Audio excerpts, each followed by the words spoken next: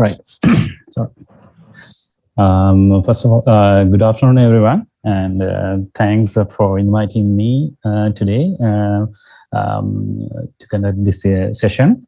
And before moving to the actual topic,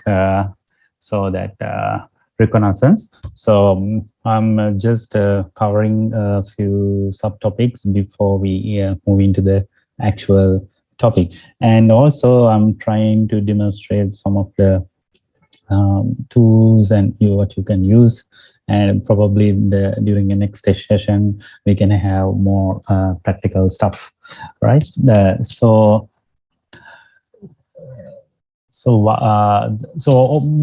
I think all of you heard about penetration testing, and so why we need a penetration testing. So because that I'm taking this topic before the reconnaissance, so that we need to know, because it's a part of the penetration testing process, right? So let's talk about why we need a penetration testing. So let's imagine like if there is a launch, a product launch, new application launch in a company, right?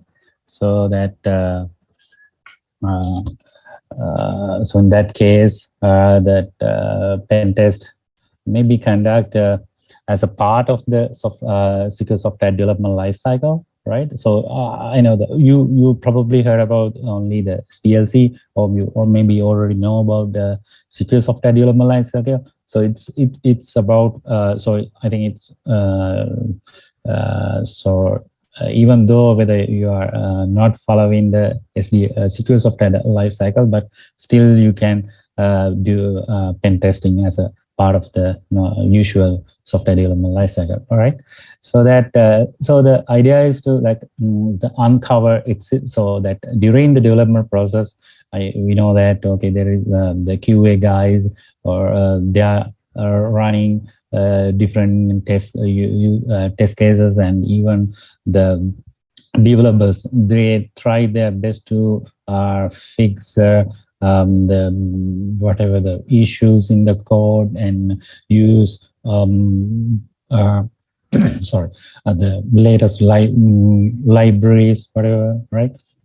But the thing is, at the end of the product, so that we have to concern about if there is any architectural level issues, or might be like as I said, like the vulnerability in a library, or let's say even not just software level, but also like the hardware level security issues might be there, right? So in that case, the main objective is to help to save time and money by discovering and fixing vulnerabilities before application is deployed or launched to the outside world, because it's an it's so normally like if you learn if you search for especially for secure software development lifecycle, so you feel you can see that there is a secure instead of normal secure requirement gathering. So there is a page called secure requirement gathering,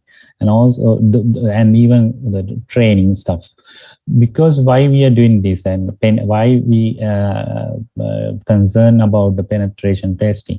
So it's about like, because after launching something, it's really hard to fix a bug or vulnerability is the issue once we release to the users, right? And so, and again, it's affecting to the goodwill of the organization, right? And the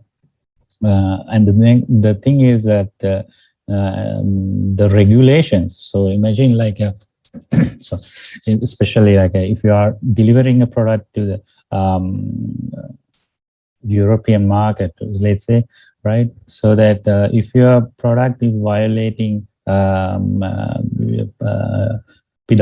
the personally identifiable information. So if you are if due to a breach in your the whatever the environment, so if the information is leaked, so that there will be a penalty for sure, right? So you have to meet those compliances like a payment card industry. There is one for PCI DSS, right? So there are compliances as well as the regulations, right? So for the banking industry, you can't simply introduce a financial application, but because there are guidelines even in Sri Lanka, so you have to meet this. And if you do a, let's say, post application or any, let's say, a online bookstore, so there is a way you should handle your log files, and you can't write your credit card customer credit card information to log files, right? So there are many things, right? And the other one is like that major network or like application change or update, right? So in that case, let's say like replacing a firewall, so that that in the old firewall, the we need to find, so maybe it's all properly configured, but there will be a new one with the of definitely new features, but still we need to make sure that so all the controls we place is in the acceptable level, and it's able to mitigate whatever the attacks or like the attempts to deny, so let's say denial of service, right? So yeah, so the other one is like a vulnerability management programs, right? So so even after breach or leakage, so people tend to do pen testing, because that at least after the incident, so we need to fix it, right? But the thing is, it's really important to do these things before we reach the market, right? And so, for example, like so that the vulnerability, in terms of vulnerability management, so that the landscape of attacks it's rapidly changing, right? So that the people, it's not just one-time work. Like so let's say like 5 years ago, if let's say your company done a pen test, and then you can't say like, okay, we are good, then we don't need any pen test again. So the thing is, the OS, the applications, everything getting changed, and also the attackers, the outsiders, so they also get more and more resources, and the tools are they also like getting equipment, and the other thing is like you know that it's not just your company, because imagine like for example, like there are countries, they have pressure from other countries, right? And they tend to disrupt the business or entities of other countries, right?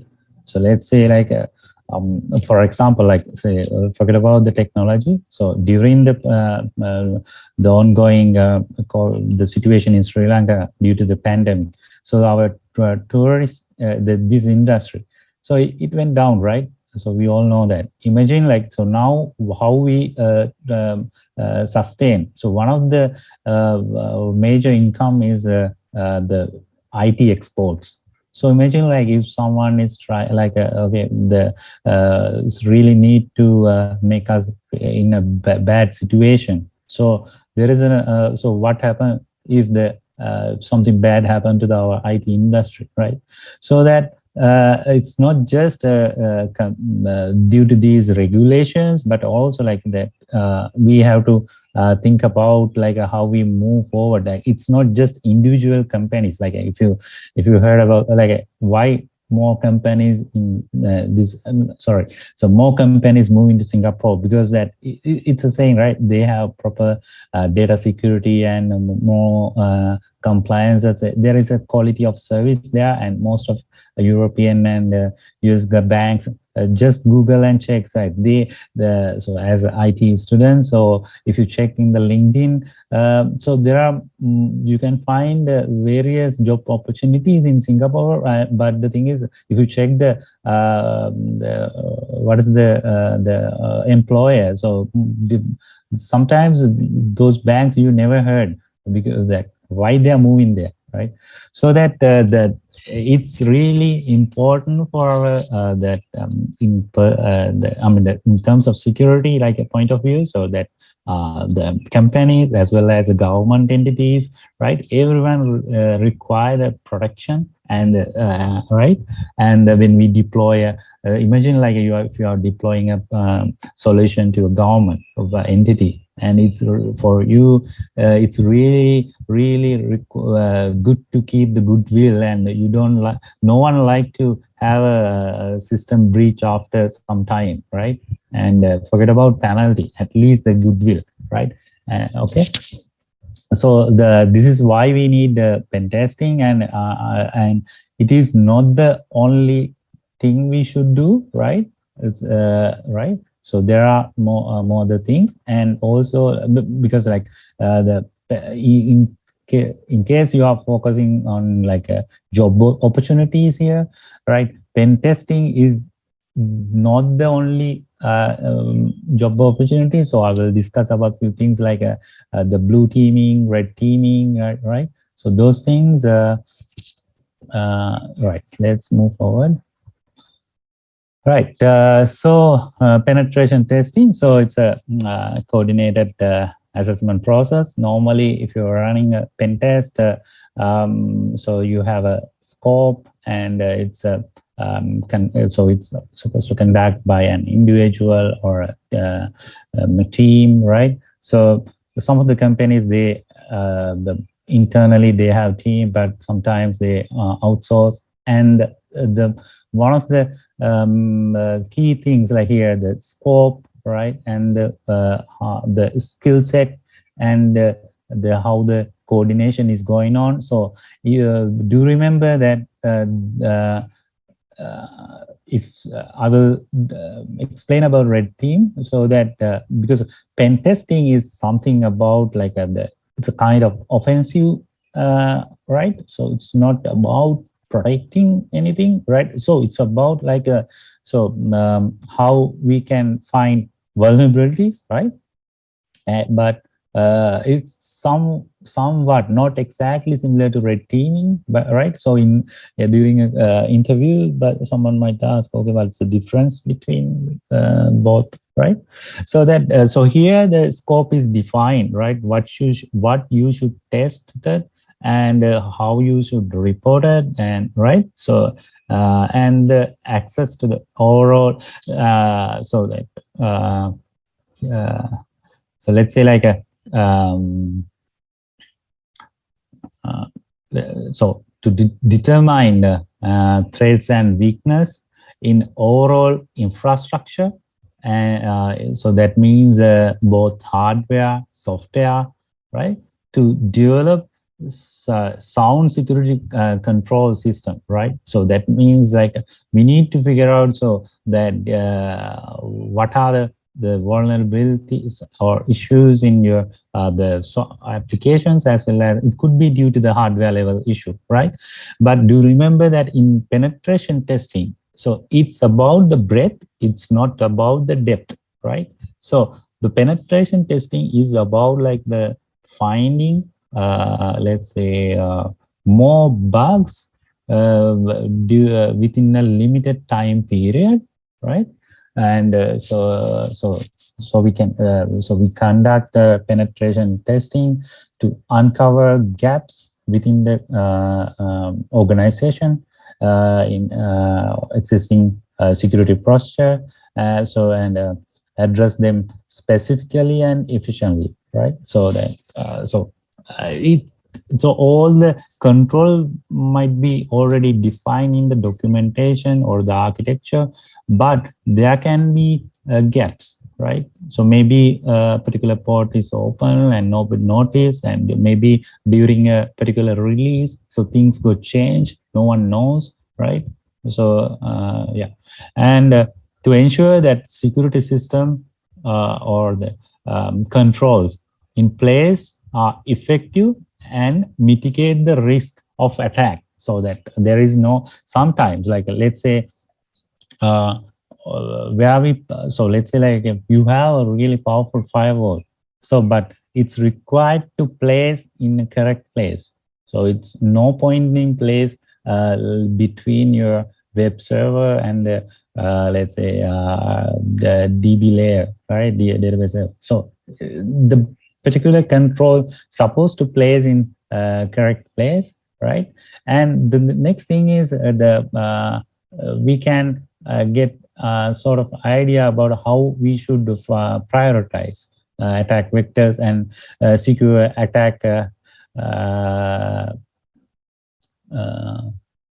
the how we can how we gonna that how we control these our environment, right? And to discover existing bugs in the security control system and fix them, and to determine and detect possible magnitude of the breach, and to improve the overall security response time during an attack. So like you know that, so when, so if something goes wrong, it takes time to recover and find out, okay, what went wrong and how it happened and how to fix it, right? But so it's really easy for us to understand what kind of issues and how prepare our run books and prepare checklists required. Okay, right. So penetration tests are conduct for many reasons, but security maturity and risk management are the most common reasons, right? So that to mature our security in the environment and to manage the risk, right?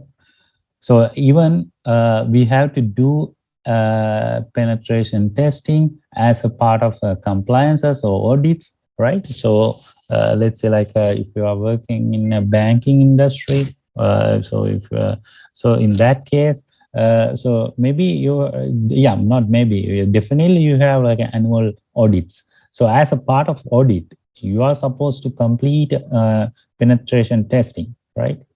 Okay, so that is something mandatory for financial institutes, right?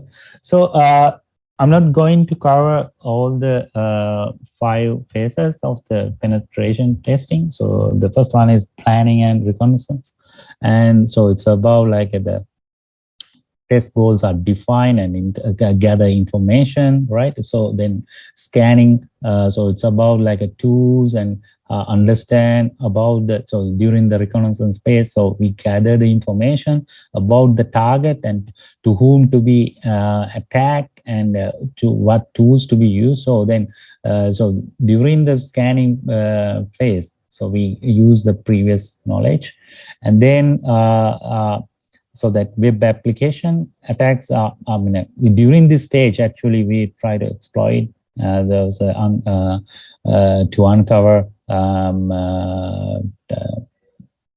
sorry, that, during this phase, actually, we try our best to uncover vulnerabilities in the target, right?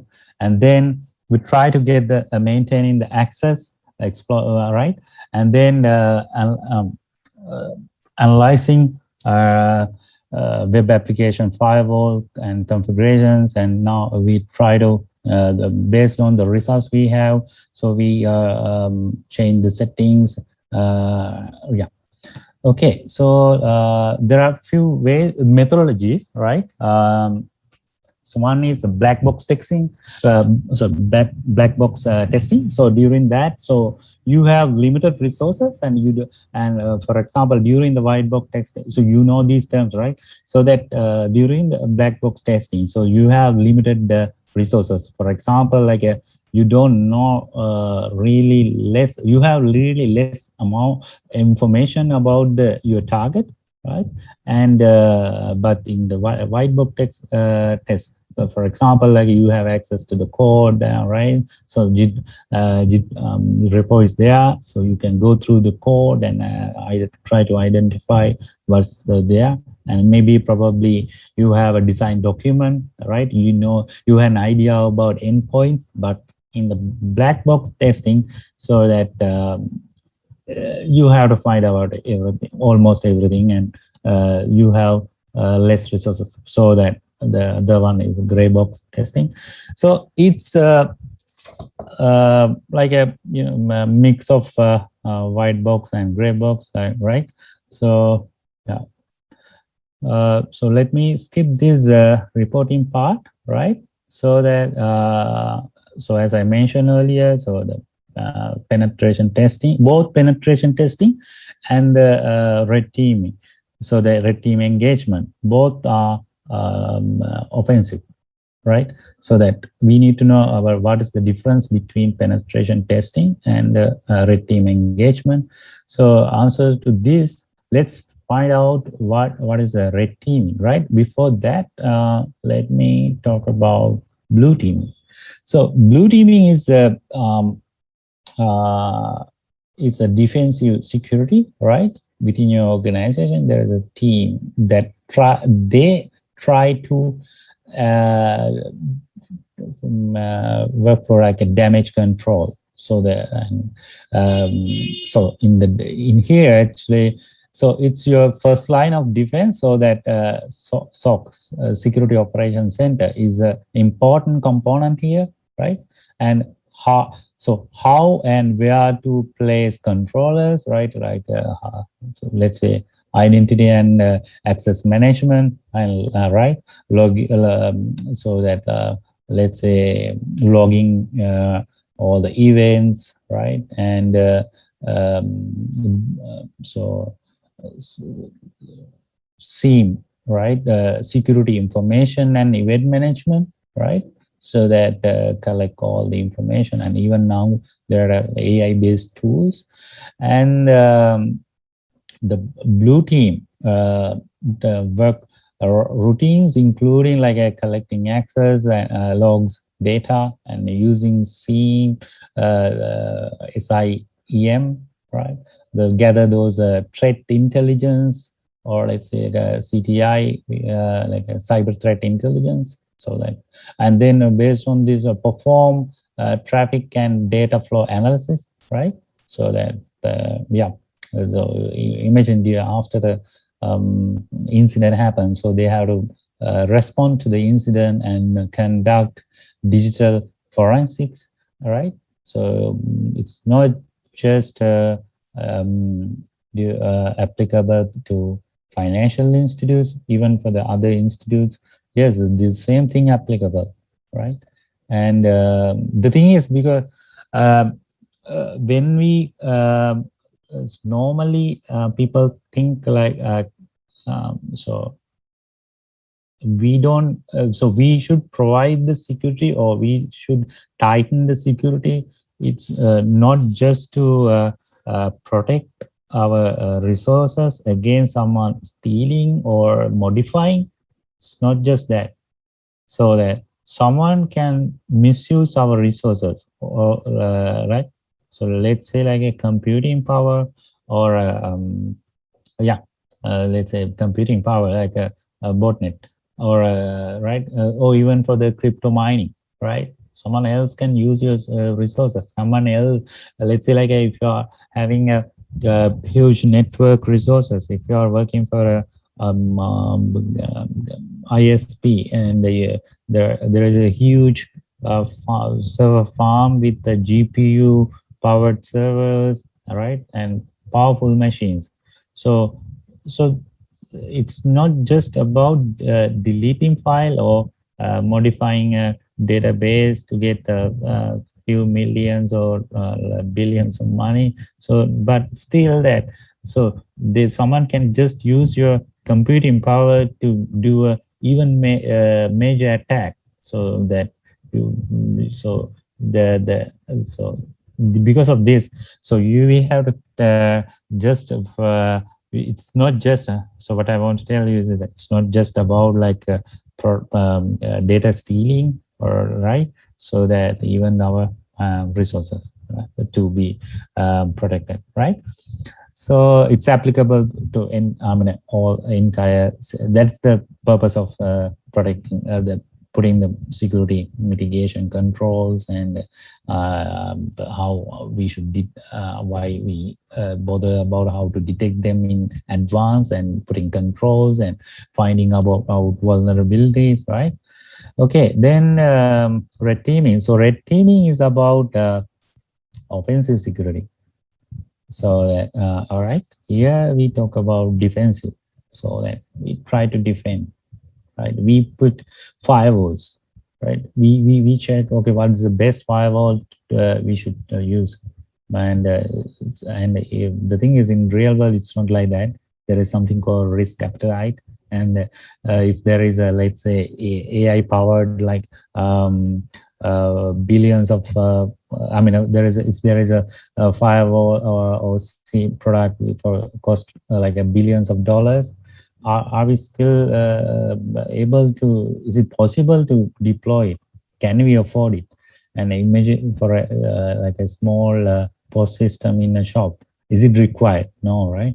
So, but for a bank, yeah, for them it can be, right? It's about like a balancing the risk, and right, and we have to think about the cost, risk, and what is the impact if something happened, right?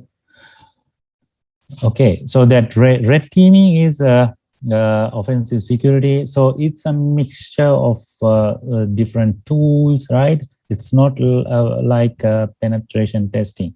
So that scope is different in red teaming. So it's as I said, it's offensive security, and if you can remember, I mentioned in penetration testing. So it's about the breadth. It's not about the depth. But here, the red teaming engagement is always about depth. So it's not about finding more and more bugs, but here, so that they are focusing on the depth. So normally, if there is a red teaming engagement, so no one knows about the organization if it is happening, right? You don't know. It's normally like a senior person from your organization invite. So actually, they are discussed with another company and asked, okay, so they have a contract, and okay, so okay, do this, and so this is our requirement. So then, so the internal people, they don't know, and there is no such limit of tools, right?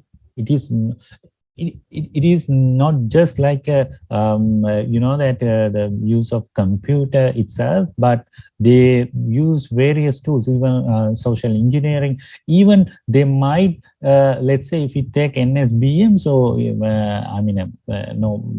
for example, let's say, like if they might, if there is a redeeming engagement, they might think, okay, so that there is a lift operate in a university, and okay, during this period something is happening, and okay, we should, if they find like, okay, we should disrupt the operation of the lift, okay, they might cut down the power either in the NSBM itself, or in the entire area. So I mean, imagine like the because that and the next, imagine like you are working for a company that provide electricity power to the country or for the region. So that in that case, of course, they might break the access policies, and they don't just come and, okay, sure, okay, we are the red teaming, so they won't talk to the security like that. So it's totally different story, right? And it's a black box testing, and they might they do. It's beyond the penetration testing, right? And they use for social engineering, exploiting vulnerabilities. So no limit of tools, and so that there are physical attacks when red teaming engagement is there. right? And but the thing is, some of the people, they don't want to get disrupted, actually disrupted due to these attacks, because like to, but actual way is like these teams, they really what do you call it? It's not about the, like killing people, right? It's not like that when I say physical attacks, but they might like do like maybe like if there is a fence, so of course they might be try to remove it and then do something. But the pen testing is not like that, right? So it's a mix of mixture of activities. So for example, like someone come into your organization as a new employee, right? Maybe as a janitor or like another let's say service operator, right? So different ways of approaching. Okay, right. So there is another one called purple team. So it's about yeah, as you can guess. So it's mixture of um, red team and the purple team. Normally, when there is a red team engagement, purple sorry, that blue team is not aware of that, right? So red team is supposed to both identify any vulnerabilities in the like a double PT, right? You know, that people, process, and technology in a defensive system, and help the organization to improve its own defensive abilities. And the same time, and the other hand, red team members have to be aware of any potential opponents, we call TTP, tactics, techniques, and procedures, right? The previous one is double PT, people, process, and technology, right? So the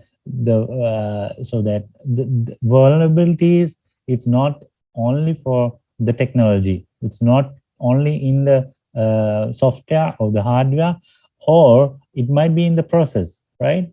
So so for example, in a bank, so that the way like how the way they distribute the funds, like a cash into all the ATMs, so they should have a process, right? And there is a technology, uh, right? So that, but the thing is, like, imagine like these days, right? Even very recently I heard there is a someone trying to break a ATM machine.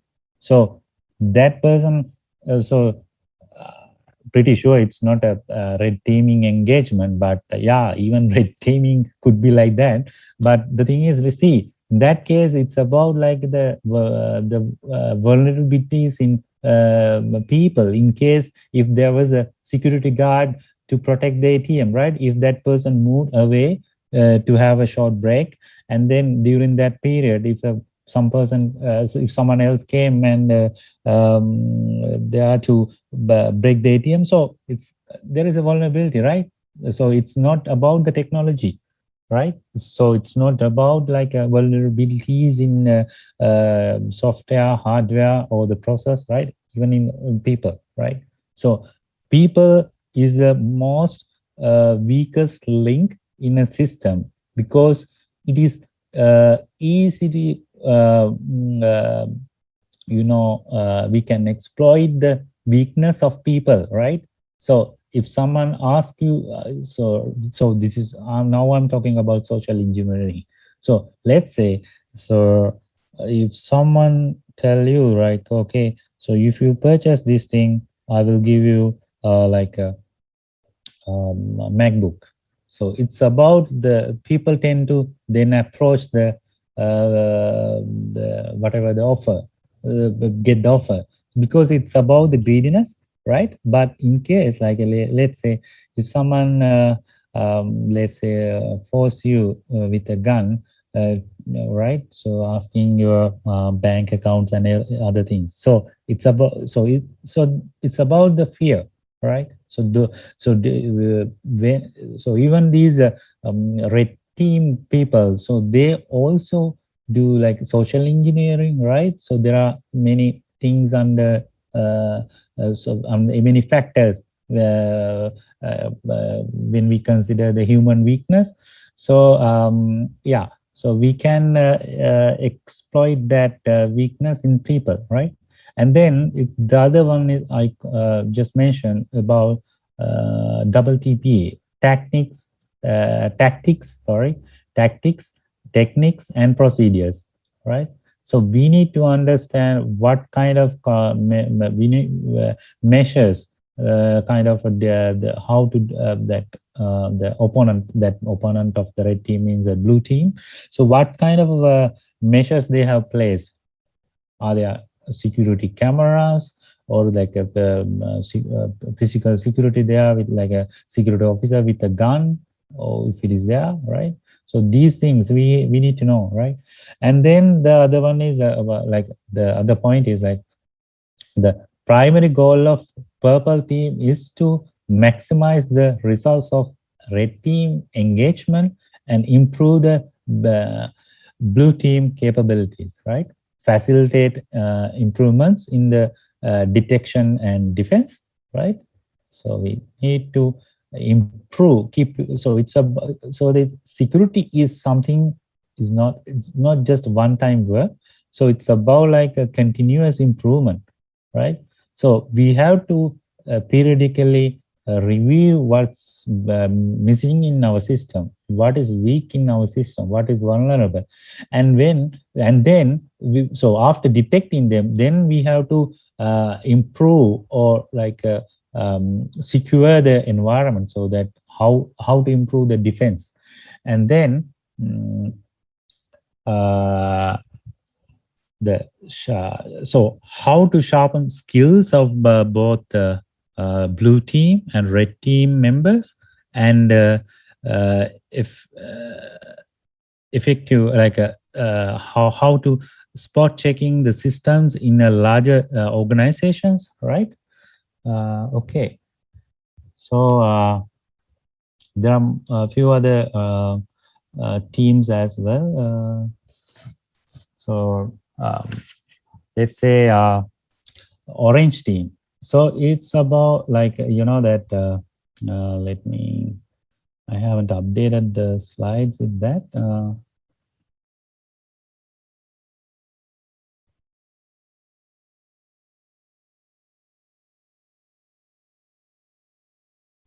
Yeah, so that there is another team called yellow team. So that those who we call them like a builders. So the software coders and architecture. So yeah, it's a yellow team. So orange team is like the secondary color. So like so it's in between yellow team and the red team. So they facilitate interaction and education. So it's about like the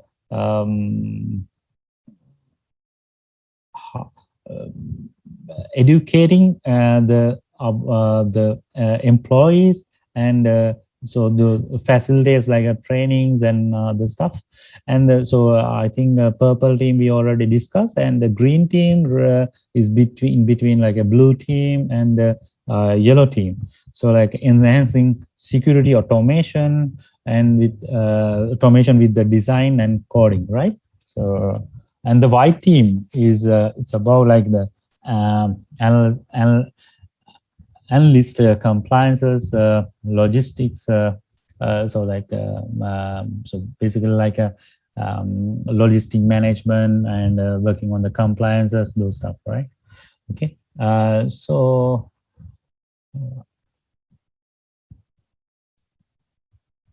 I think now you have a better idea about red teaming, and what is the difference between red teaming and penetration testing, right? So if I repeat again, so that here it's about like both ways, like it's offensive, but the scope is different, right? So provide more opportunities and broader scope, and so I mean red teaming, and it's always for depth, but penetration testing about the breadth, finding more bugs. And it's red teaming is a stealth operation, right? And this needs to be continuous process, right? So that normally penetration testing is a point in time technique for detection and response capabilities, right? Okay. So let me move to another slide set.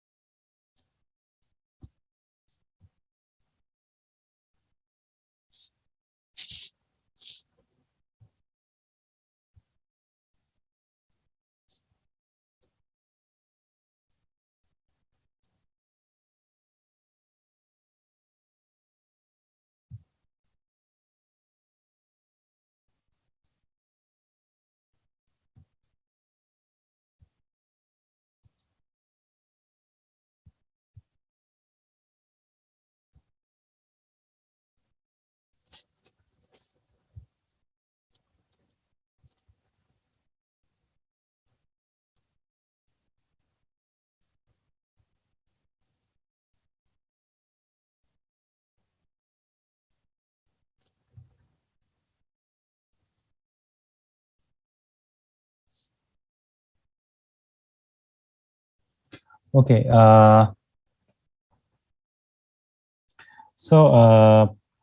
Reconnaissance techniques. So what is reconnaissance, right? Uh,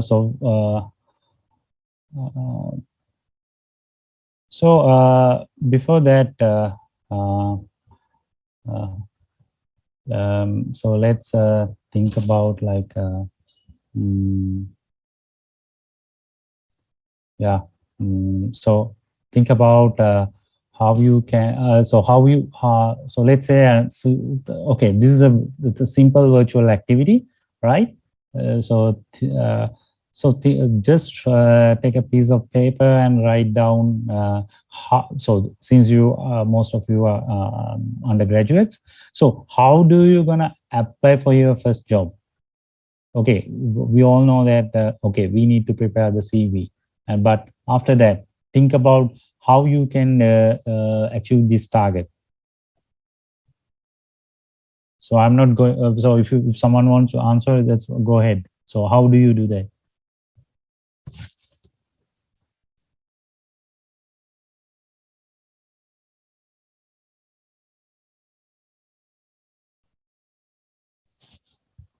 So basically you need to let's say to find a job, let's say you have to first you know you have to yeah, it's not a must, but you should talk to if you are really eager to find a good job. So you should talk to at least one of these people, right? Your academic staff, right? Your someone from your career guidance unit, and maybe your seniors, those who are already in the industry. Now they are in really good companies, right? So how about your mentors, relatives, right? So so because you need to get an idea about the market, right? So I'm not talking about the security. So just the generic use case, right? So when we discussed, so that if you are talking to if you are just having a discussion with one of your senior, so one of the question is, okay, so probably first question will be how much they're paying, right? And how the company is performing. Is it going to bankrupt next month? We don't need to join for such companies. Luckily, there are no such companies. Here in Sri Lanka, pretty good stuff, right? Good companies, right? So that let's say, how about like whether they pay on time or benefits or trainings, leaves, right? What are the benefits? Like what are the, so some people join just maybe like the other benefits, like let's say, uh, uh, the providing different kind of services like gym or whatever, right? And then, but before think about those those kind of benefits, but some of them really interested about the technologies used by the company, especially when you switch the company, right? Of course, people think about the package, but the most of people, they think about what kind of technology stack they are using, right? And let's say whether they have any issues, right? Those things, right? So that even the goodwill when you change from one company to other, so yeah. And the improving your skills. Okay, so then so how do we, okay, other than your the seniors or mentors, academic staff, how do you learn about these things? How do you know, right? You don't have the contacts in each and every company, right? What are the other ways? Any guess?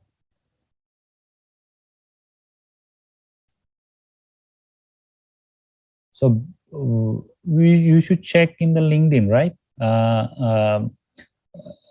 Maybe Glassdoor or even Twitter, right? So or even like a newspaper advertisement. So yeah, in the now most of companies publishing their job advertisements in LinkedIn and other job portals like local or even overseas. You can find overseas companies. I mean opportunities in overseas companies, right? But yeah, for example, especially when government entities, they recruit, let's say, if they require a senior security person, so definitely they will publish in the newspaper as well, due to their procedures, standard recruitment procedure, right? Then newspaper, and when you read the business articles in the newspaper, you can find, okay, this particular company, okay, they open a new branch or development center. They signed a new MOU with the foreign company, right? And new funds, and maybe even from your university magazine. So it's mentioned, okay, that they have a incubator inside the NSBM, right? So that means something is happening here, right? So those kind of information. So you are doing something right now. You are gathering information, right? And what else? And qualities of employees. So sometimes it matters for a few, I mean, not everyone, but some people, maybe they interest to join a particular company due to the culture. So it's about the behavior of employees. So you can't find it in the newspaper. I don't, but maybe if they do a publicity for a CSR work, right? Or maybe link, they post something. But there are ways to find them, maybe Twitter, right? So there are many sources, and you can find what are the technologies. For example, let's say one of the, let's say, if you really interested to work in a security industry, so you might ask about from your let's say your academic staff. Let's say you talk to Mr. Attanayake and your seniors like Isuru, right? So then, okay, then they give a hint about like a specific product. Okay, this company recently launched, and let's say, right, for example, let's say Mr. Attanayake is already worked in a technical committee of one of the if in a organization, and they know that, okay, this product is there, and right, that is enough for you, because it's not about, you are not going for a tender, but you know this, okay, something is happening in this company and this is the product they are trying to deploy. Okay, So whoever winning the tenders, or they will go complete it. That's the different story. But we know that, okay, this company is using this technology, and this is this might be a desired skill for you, right? And you might planning to get this opportunity and find a job, okay, right, in a different place. So these kind of information, so so what I want to let you know is, in our day-to-day life, we are doing this, right? So it is not just only for IT security, right? If you, so that by following the local news, right, you know how military people, they do this reconnaissance, right? So I hope I don't need to explain it. So that, so that is one of the tactic from the military, right? So this is now so that even us in our day-to-day life, right? If you want, let's say if you want to make a relationship with someone, so it's okay, it's fine. Straight away you can talk to the people, like, okay, shake hands and come. But let's say, like, if you want to make a business with someone, right? But you will find out that, let's say, like a yeah, for the first salary, we have to pick a bank. It's based on our requirement, or maybe your company is asking, okay, because that the fund transfer very easy. I mean, the fast transfer. But the thing is, if when we do such a decision, we will think about what is the status, whether the bank is going to bankrupt very soon. So, right, we do this thing. So now we are discussing about reconnaissance in security, right? So it's the first phase, right? So it's about, I mean, like it's a semantic attempt to locate, gather, identify, and record information about your target, right? So think about your first employer. So you have to find where is it, right? Right now in Sri Lanka, most of companies are based in Colombo only. But now some of the companies actually now moving out of Colombo, right? In that case, so if a student from Jaffna, they might interested in joining WSO2 office in Jaffna, or someone from Kandy, they might interested in some other company based in Kandy, or I think Calcit, they recently opened a office in Galle, right? So even location matters, right? Even if for the first job interview, you have to find the location, right? And if you are doing a business deal with someone, you have to find if this person is really exist, right? So this is something we used to do, and we are doing in future as a normal people. And but in terms of security, so in order to do a penetration test or whatever, so we need to find information about the target.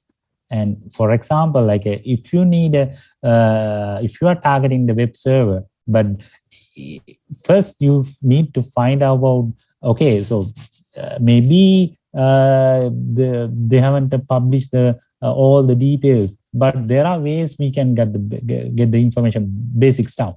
For example, NSBM. So what you can learn, so to learn about your university, paper articles, even website is there, and probably several Facebook pages, official one, and the other program related ones, for example, like ISACA page, and even FOSS community and NSB. So many information. And if I join to those social media channels, I can find people who has either direct or indirect connection to the organization, right? So if I talk to them, I can get, okay, how to visit NSBM, and who is the head of IT, and what is his phone number, right? So those kind of information, I think we can collect, right? I'm just giving the give a basic idea, right?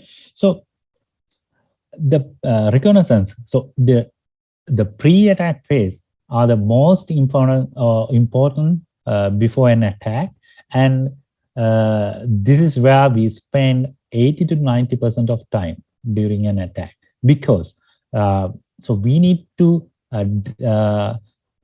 reduce the attack space and find the exact target, right? So you mentioned like how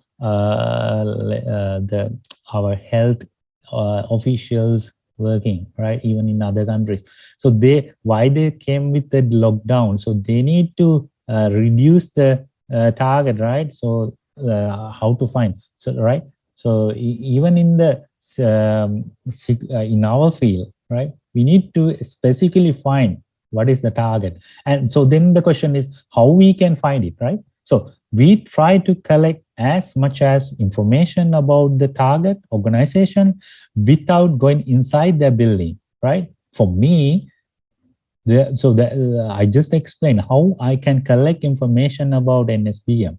So if I have a friend, so one of your seniors, so I can talk to him and ask, okay, what is the period that NSBM conduct examinations, right? If I further approach, I can find who is the academic, who are the people composing exam, at least who are the people conducting particular subjects.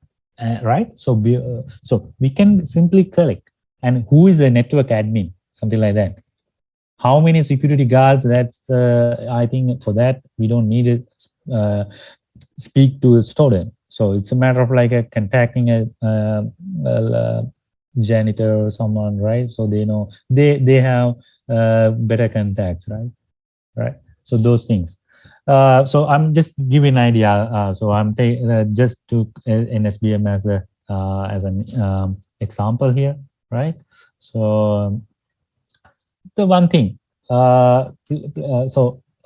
Just want to keep this word here, so that ethical hacking, so that I'm not going to explain this. So you know that whether it's legal or illegal, right? Whether you need a so this is from one of the previous slide.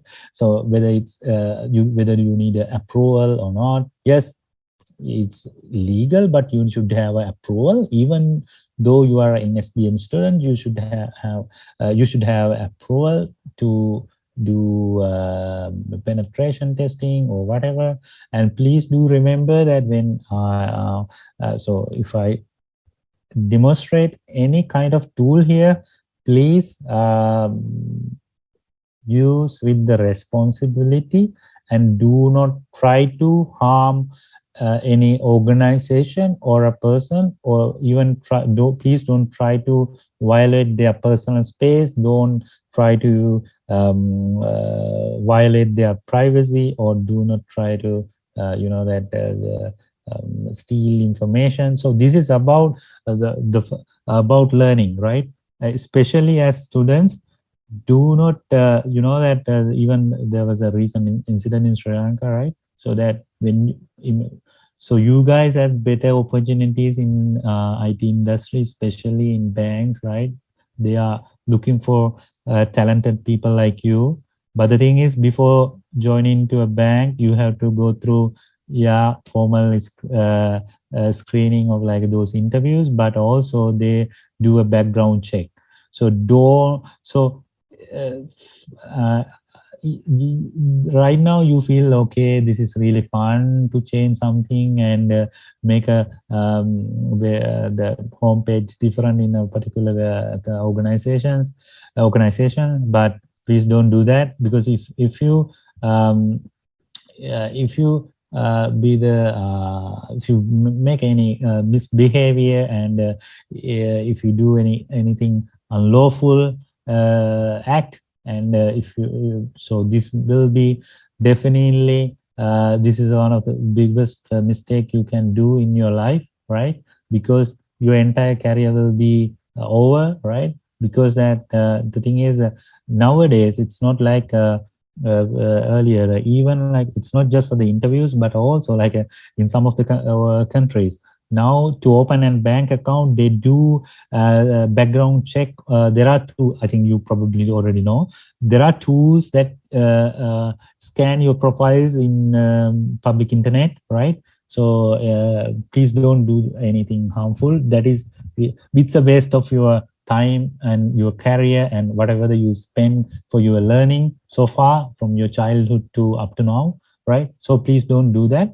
And so please use the tools and techniques for the learning purpose and use them when you are on the job. And so try your best to secure your organization, and you have to be safe yourself.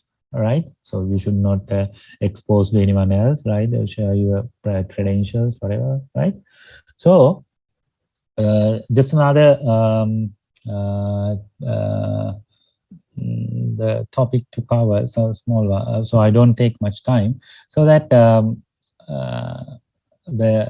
so it's about like the method of identifying weakness in a computer system, and I'm talking about that ethical hacking. So it's a method of identifying a weakness in the computer systems and networks to develop countermeasures that protect the weakness, right?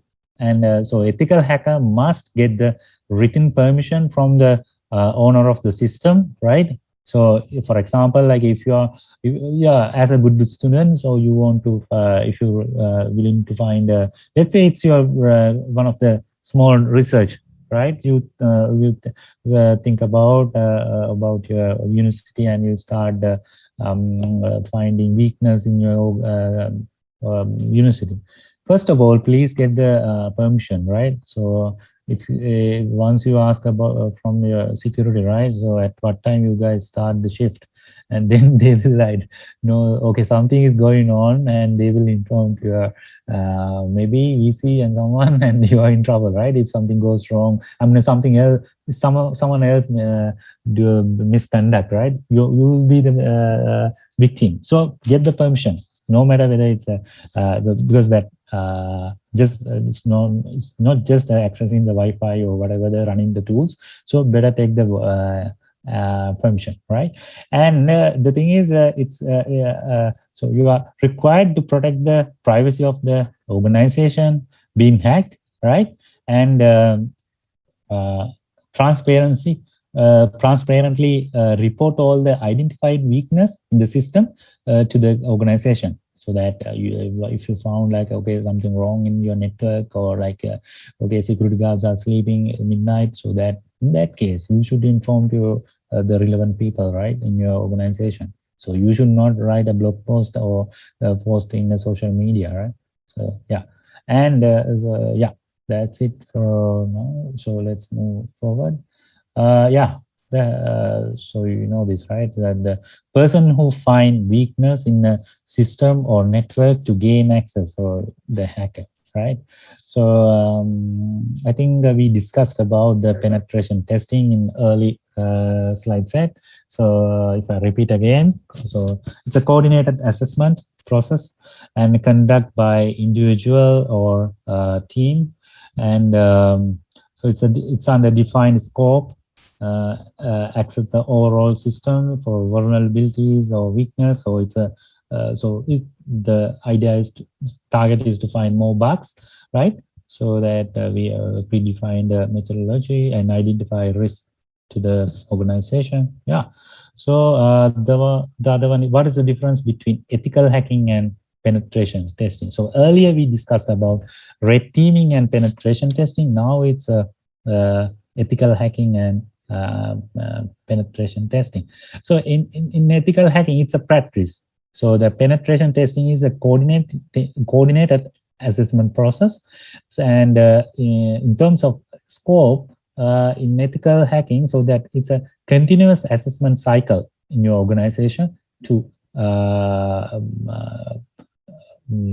by continuing continuous use of like the employing the same sort of tools and methods and techniques, right?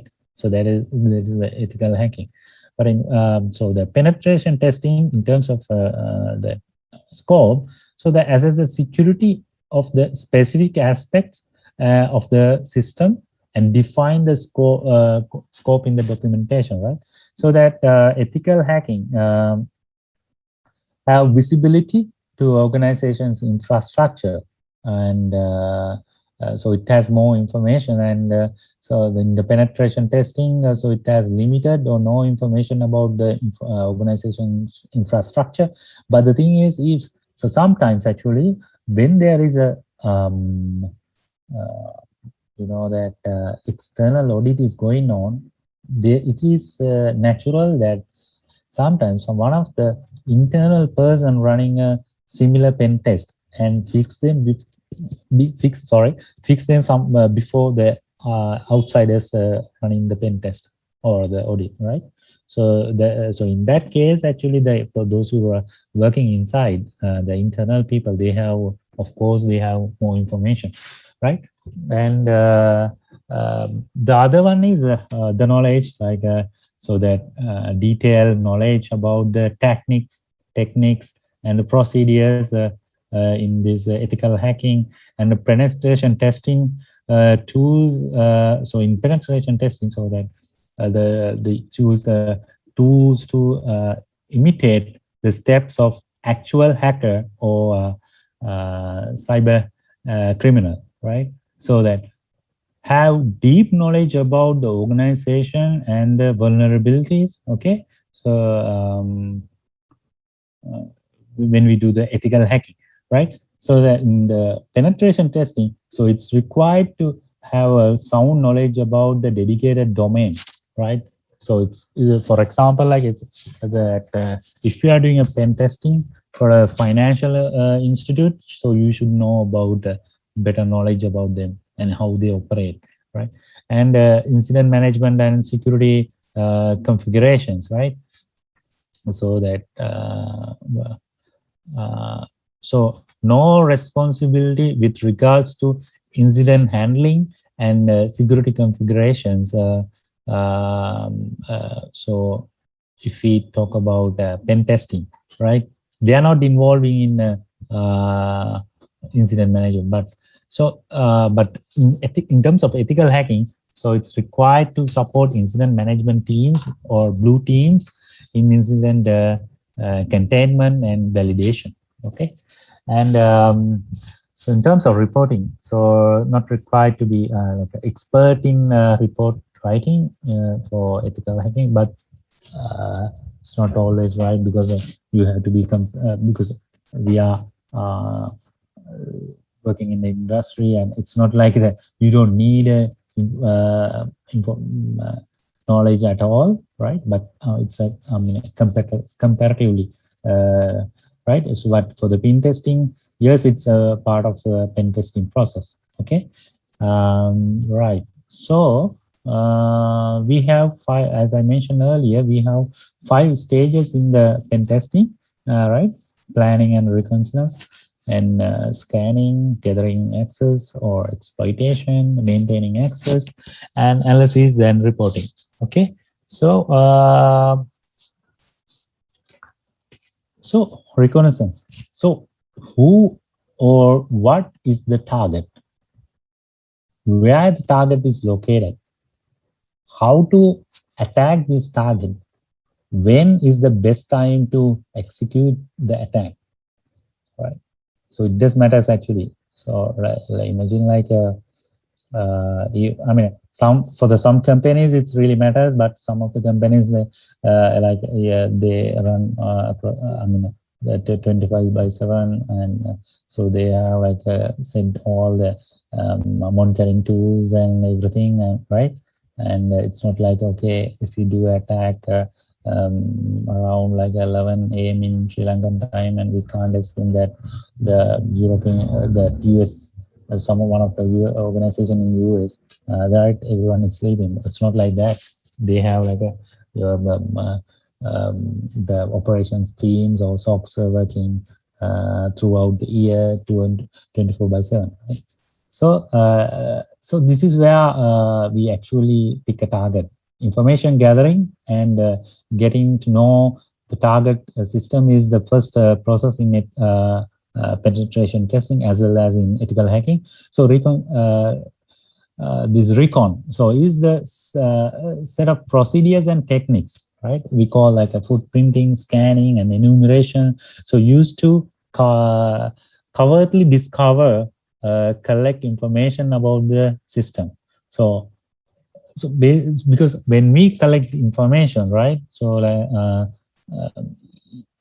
even like let's say it's the very first example I took, it's about the job interview. So normally we don't call the employer and ask sorry, the interviewer and ask questions beforehand, right? But yes, there is a way, like talking to someone else, and you can ask, okay, what is their hiring process, and so that during the reconnaissance, right? So VT is really good to keep low profile, and when we collect the information, right? And ethical, so that the pen tester or the ethical hacker, so it's attempt to gather as much as information about the target system, right? And so the following, this like let's say like a gather initial information and determine the network range, right? What kind of network range they have, and identify active servers or VMs they have, right? And discover open ports. What are the access points they have? What are fingerprints of the operating system? So what are the operating system running in servers, right? So uncover that service on ports, right? So what are the services running and what is the version? And so try to map the network. And what else? So that maybe like more information we can gather, or let's say whether they hosted in the AWS, GCP, or Azure, or where is their data center is based in, right? And so whether they, let's say something like that. So if you successfully execute an attack, how long they how long it take to recreate their entire infrastructure. So this is also this might be useful, right? So it's depend on your purpose, right? Right. So there are passive and active recon tools and techniques, right? So in this process, actually, you will not be directly connected to a computer system. So this process is used to gather essential information without ever interacting with the target system. So for example, phone numbers, email IDs, information systems, like what are the OS used in the company, right? So for example, let's say, do you believe that you can find some what is the OS or the products used inside NSBM or particular bank or whatever using a newspaper? So it's a matter of reading a job description of a job advertisement in a web or a paper, right? So imagine like, let's say if they are hiring a security engineer or let's say infrastructure engineer, right? If they mention like, okay, so we need our candidate to have this expertise in Red Hat Enterprise Linux, or maybe they ask for the Red Hat Enterprise certification or Azure certification, or maybe like a Cisco certified. So then that means, are they will? So yeah, it can be like a chances like they don't have Cisco or something else. But they prefer to have, for example, like those who running CentOS servers, but still they interested to hire people with Red Hat certification because it's similar, right? So, but still, you know that, okay, this is the similar, they have a similar OS is there. So you don't need to go inside, right? So I have been to NSBM, but I have never logged into your servers. But for me, it's really easy to looking at one of the job description, or else let's say someone else published a CV of previous employer in your target organization. Like if you are targeting a bank, and let's say Mr. So and so, so that guy publishes CV in the LinkedIn. He has mentioned, okay, I work there and I use this kind of tools. So it's pretty easy, right? Yes, it is. There are tools to find these information, but but from the outside world, you can easily find this information, right? So, and when you read such information, but no one from the internal staff, they don't know, right? You won't get caught, right?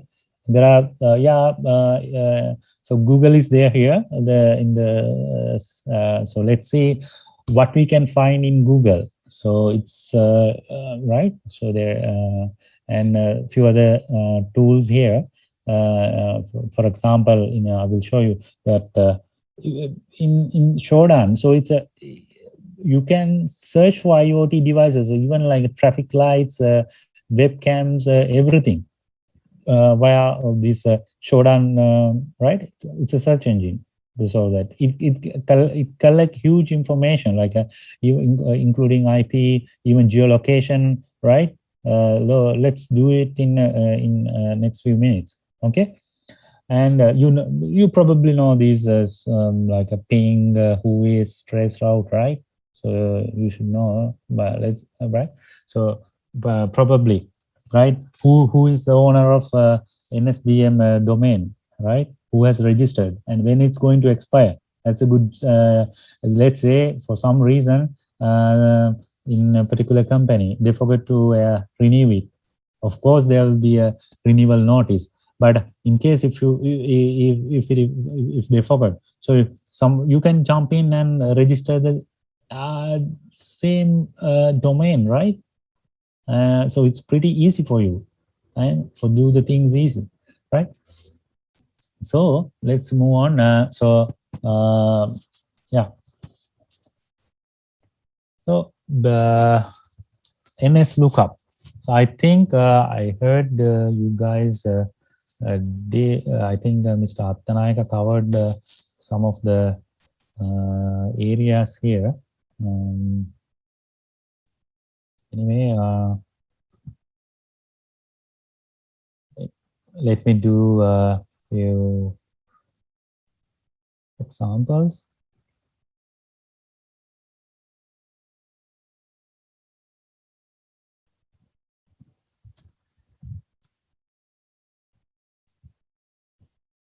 Let me stop my, oh, wait a second. We have another set of tools. So these are active recon tools, right? So in this process, so you will directly interact with the computer system to gain information. So that computer system is the target system. This information can be relevant and accurate. It's not about what we read in CVs and newspapers. So it's pretty accurate compared to the what in publicly available, right? I mean, like those indirect information, right? And but there is a risk of getting detected, and if you are planning active reconnaissance without permission, so that's the thing. If you have permission, that's totally fine. And if you are detected, the thing is the sysadmin can take so they can place required controls, as well as they can take us like a get legal action against you, right? That so it's not, so it is worse than failing an interview, right? So if you don't have permission, don't do that, right? And the next thing is yeah, so let me before moving to Nikto, let me get start with Google, right? So let me stop for a while.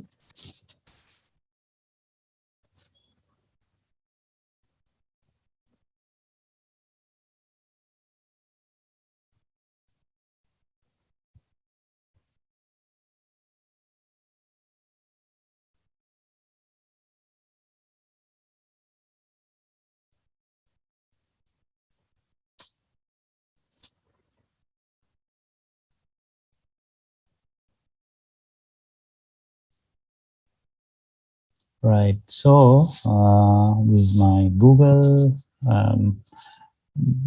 right? So I'm in Google search engine, right? So there are enough information available in Google. Okay, so now I'm trying to this is what we call Google hacking. So what I try to do is use Google as a for my reconnaissance. So I try to collect information from via this Google, right?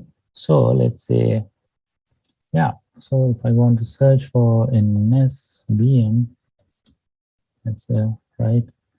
So how to find email IDs of NSBM, or let's say, um, find a document published by NSBM, maybe like a PDF file, how to find it, or a PPT file, or doc files, or if someone is using LibreOffice or ODT files, or how to collect information like the emails of an organization. And so how to do this? And let's say one particular organization, so how to get passwords, right? So let's start, right? So let me, sorry.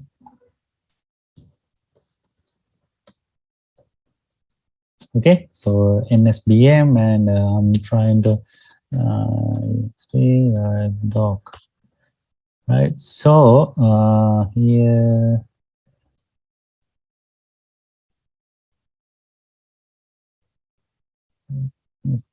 so it's not available.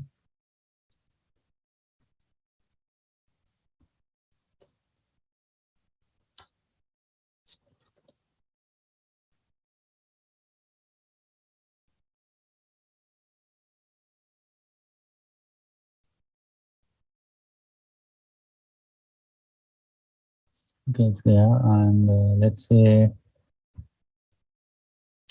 any file uploaded by, I think I already Googled for this. So let's say this is all the file types available against Google. Sorry, against NSBM. So PDF files, everything, right? So, but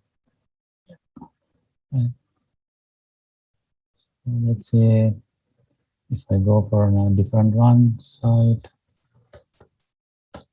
gov.lk, extension PDF, right? Yeah, PDF files are there here. So if you want to specifically target a particular organization, for example, like an exam department or whatever, the finance, Ministry of Education or finance ministry, so yeah, it's there. And even you can do against the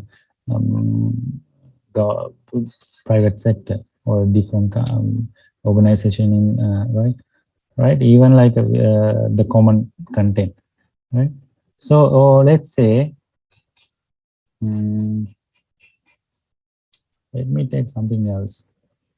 Let me find out, I think, let's say FTP content, right? So in title,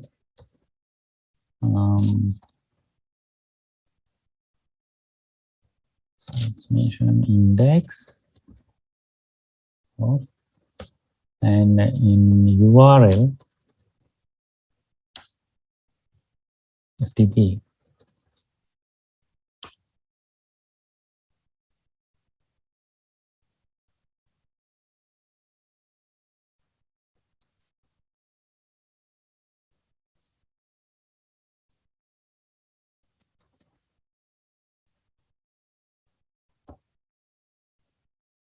Right, so here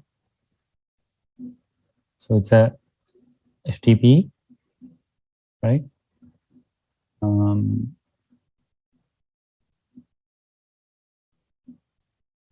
But so if you want to specifically target another organization, you can give the organization name here. Let's say ABC, and then this part. So then you can get more accurate result, right? So here you get all the available FTP sites are published.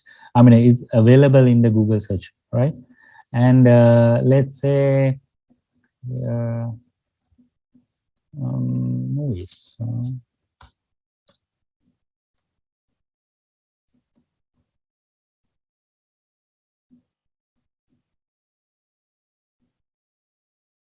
Right, I won't go inside. Okay, and what else? So let's say like a okay. Let's find HTTP, the sites without without SSL enabled, right? So that, right? So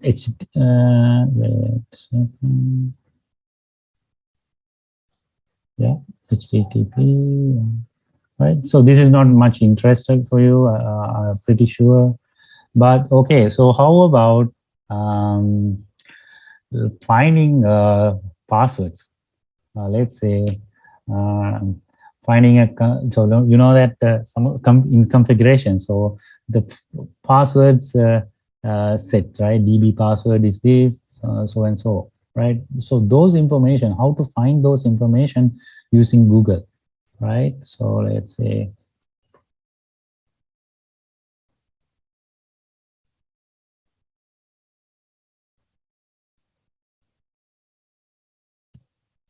file type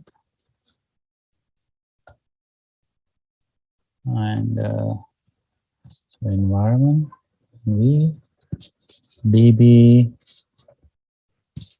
password. Okay, let's check the first few results here. Okay, DB password of this product, whatever, it's secret. Okay, and here, okay, this is the password, right? So yeah, there are so many, right?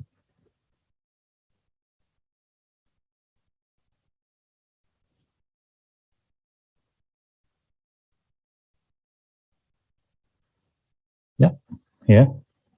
So this information exposed to the outside world, and it's available through Google, right? So how about, so I specifically, so this is somewhere hosted, right? Right? Config file in a server, we don't know, but I don't need this. I need to scan Google, let's say GitHub. So how to do that? Site GitHub.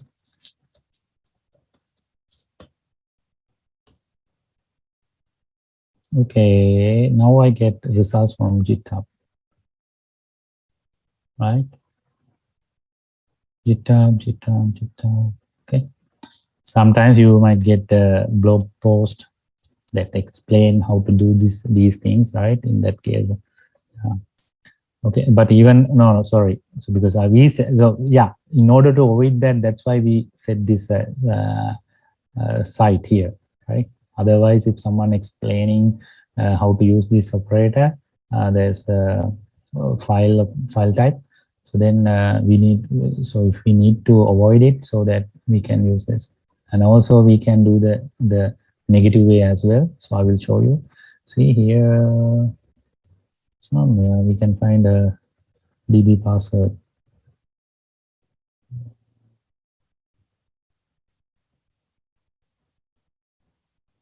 Maybe it's commented, but okay.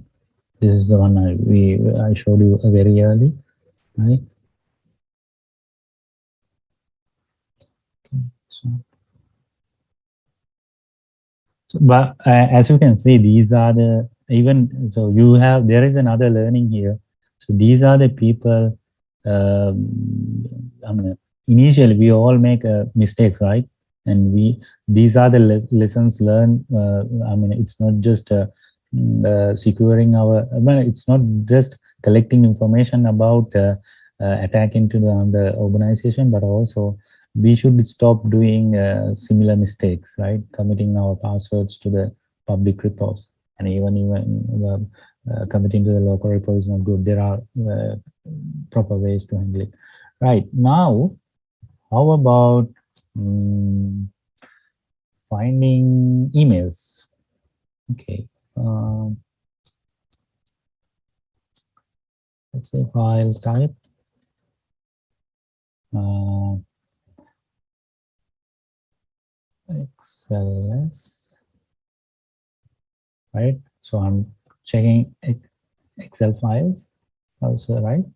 In URL with the text, email, yes. Okay, so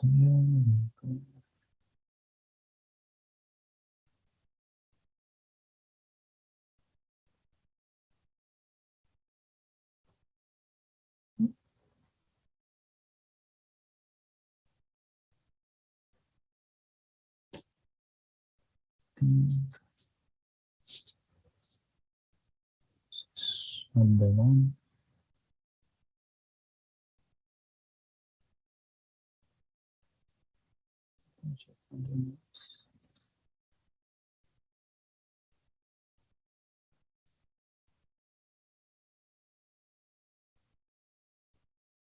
Okay, fine. We got a list of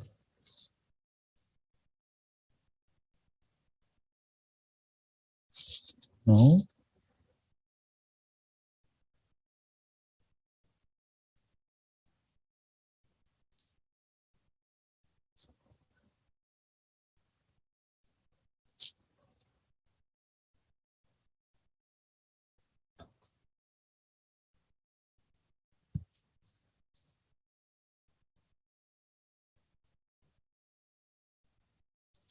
No, not this one. This one.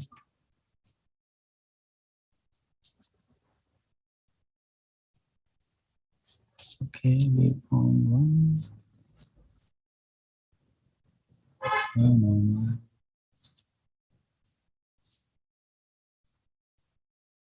Oh, this is something else. Sorry, it's my internal document.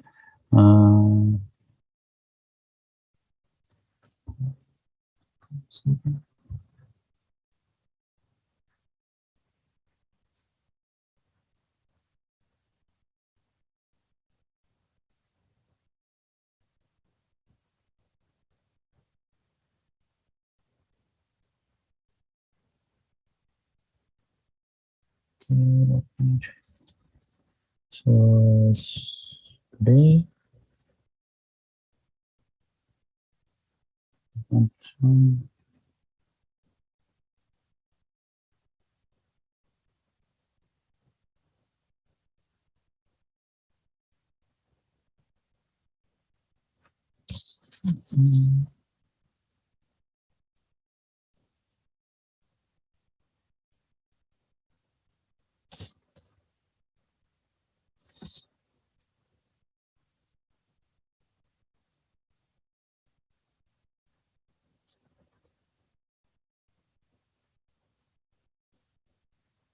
Okay, here we go. We have emails here, and let's say okay, I want to check.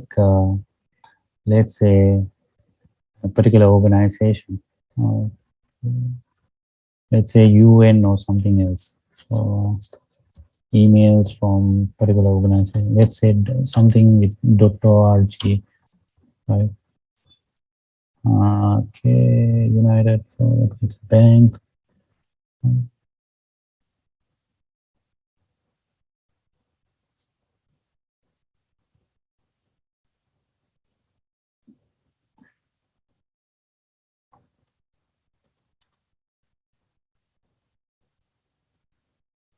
Okay, site.org. So I didn't mention which URL. So I let it like a common, right? Any .org domain, and file type Excel type, and in the URL it should be like a email.xl.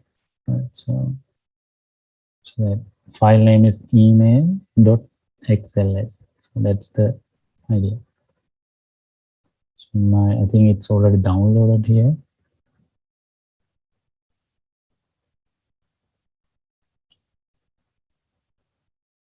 United Food Bank. Yeah, this is the file actually I previously downloaded. Okay, so you can try this. And okay, so how about, okay, let me find specifically about, actually I made a mistake here, it should be right. Okay, let me find specifically about Microsoft.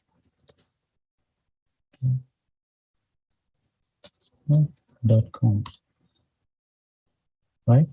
So most of the um, time, so we get like a www.microsoft.com, right? So let's say I want to remove it. So I earlier mentioned like it's about the negative way.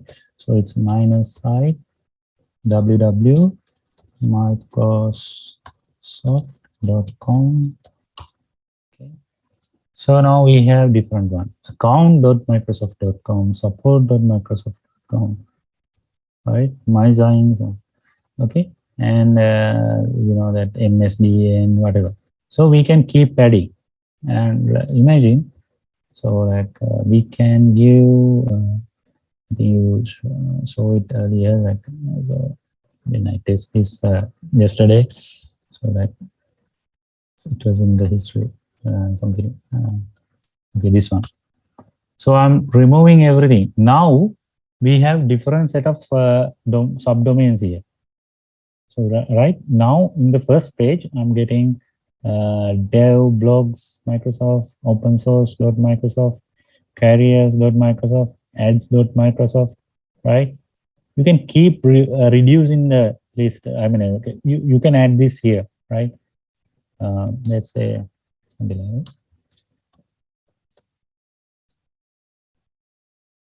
Let's say let's remove open source.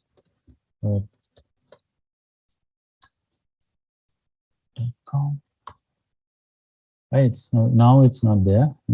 Similarly, you can remove the carriers.microsoft, something like that, right?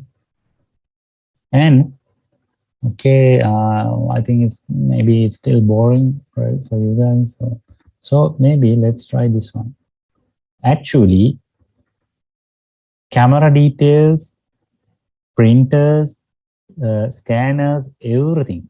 The most of the time, there at least one or two devices still exist in this. If you search, okay, let me try something in URL top. Sorry, top.html in URL current time. Okay.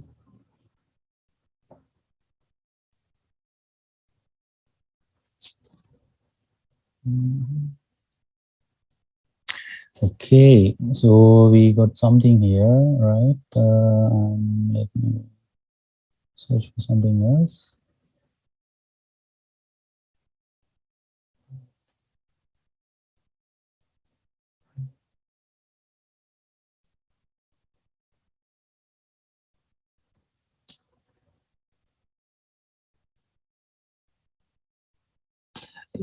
Sometimes actually when you get logged in, you can actually control the camera.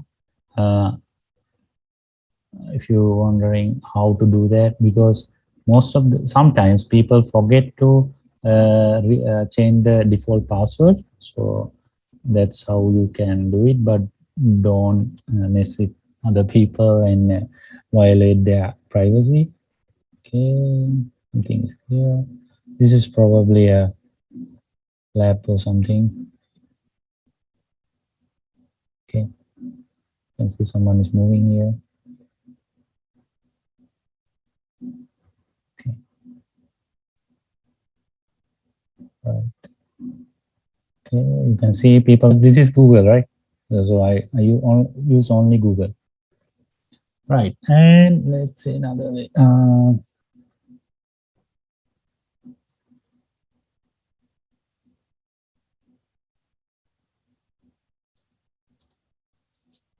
Okay.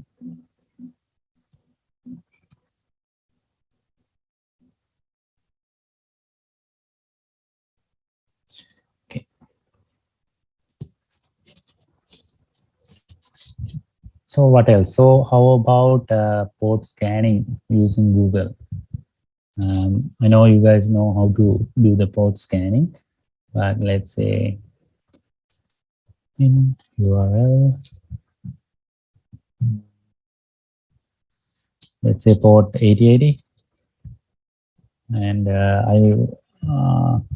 we are removing in port 80 here. Sorry, in the text, because sometimes documents also visible appearing here, so that in the text, if it is 8080, it won't appear, right? So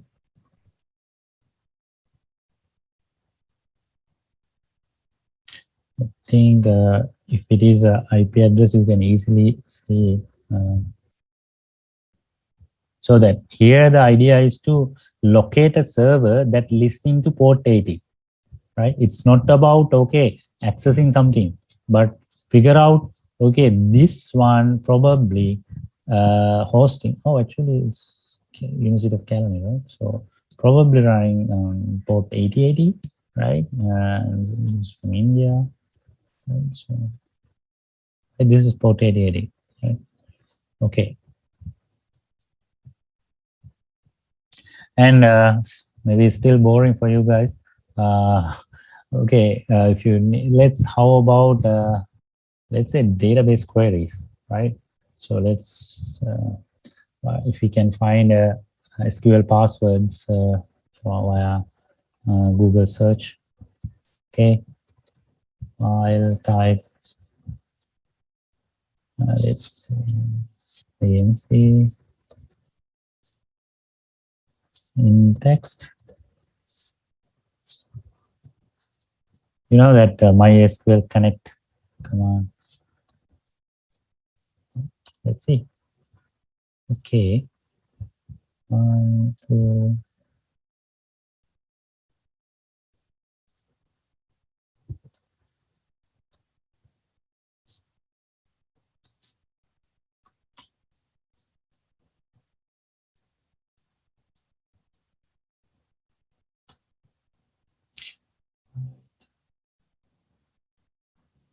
Anyway, I'm not going to show the password, but anyway, you can try these, all right? Okay.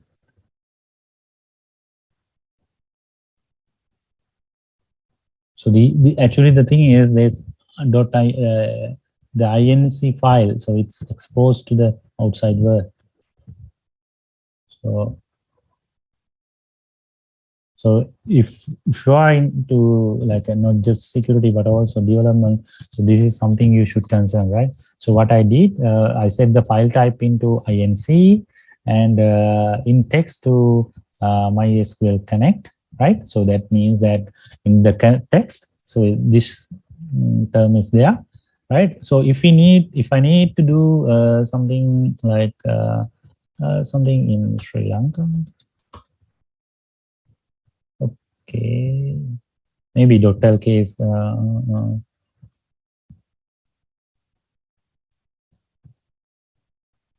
not sure whether it's from here.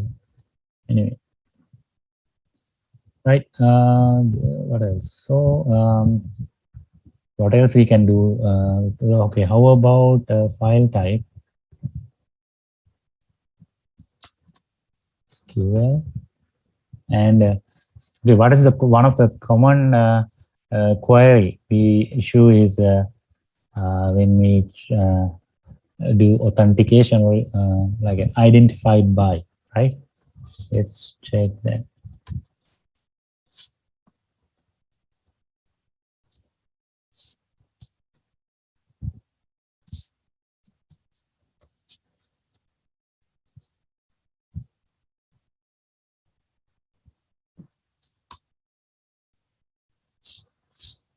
So here you can see, right? I didn't. So here is the password. Another one identified by welcome_1. You can see it, right? So it's actually it's a guideline it's a document from Oracle, right? So it's a sample, right?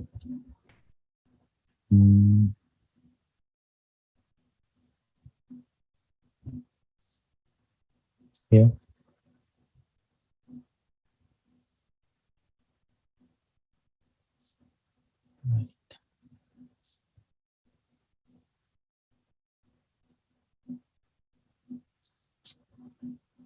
Yeah, this one is pretty okay, right? So it's passing a variable. Okay. Okay. Now what else? So what else? Let's say identified. Yeah, we saw one. The last statement is about like a granting, right? So no, let's say how about when we grant or create, right? Okay. Now grant something on. Okay.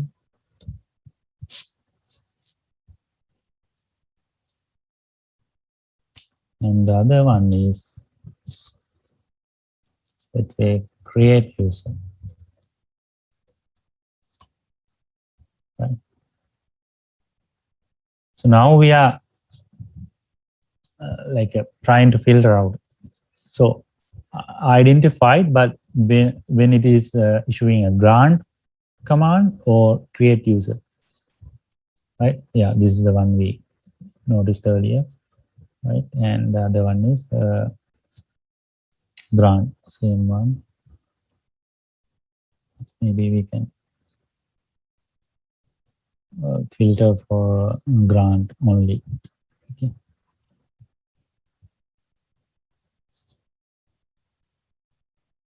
Yeah, here there is a one for create user.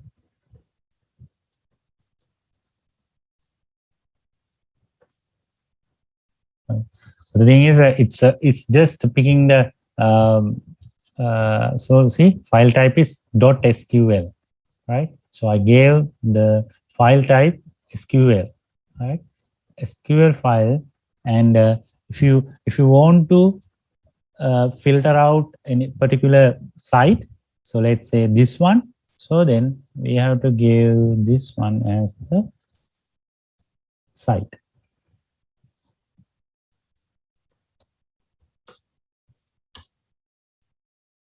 Now we filter to the exact one, right? I hope you understood. So then the what else? Okay, let's check for printer.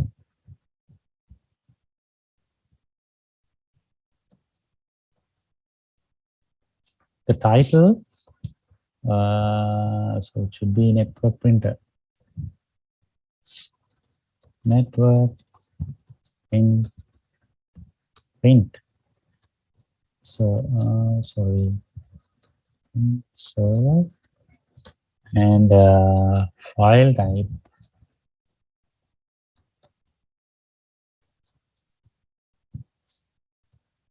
Sorry.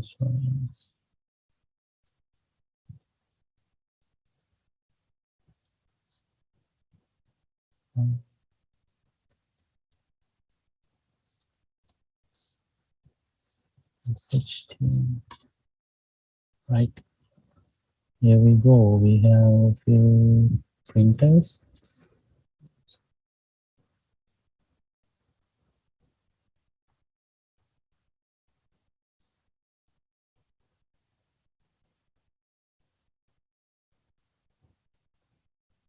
No, this is not the one.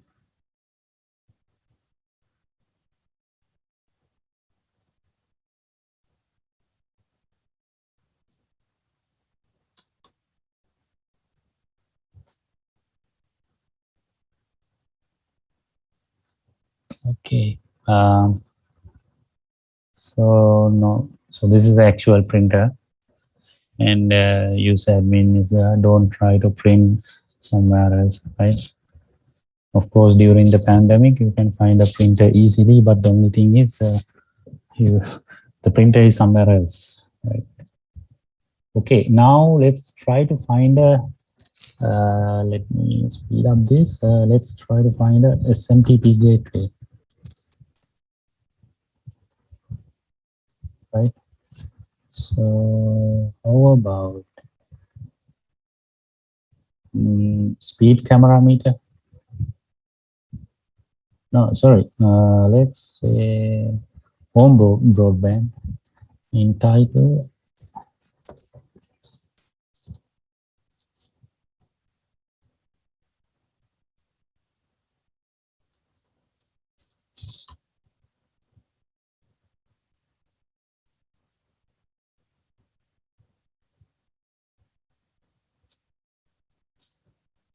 Right.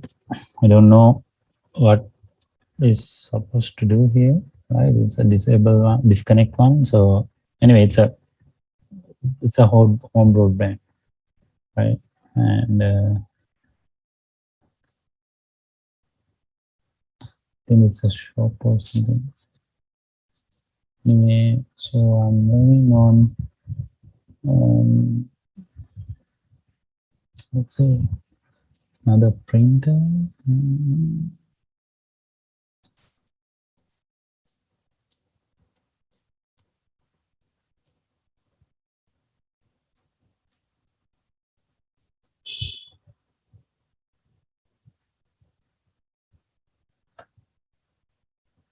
Okay, so there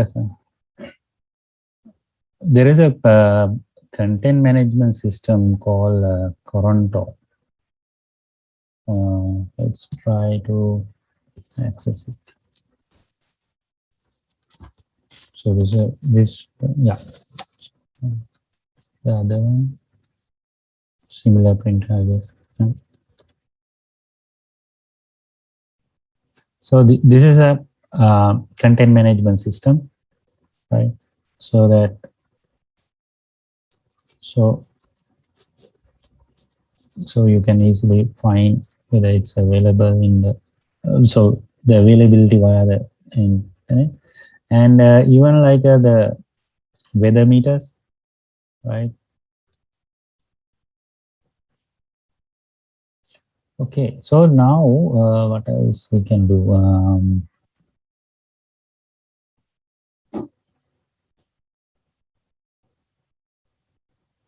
Let's say config of radius server, right? You guys know about radius, right? Uh,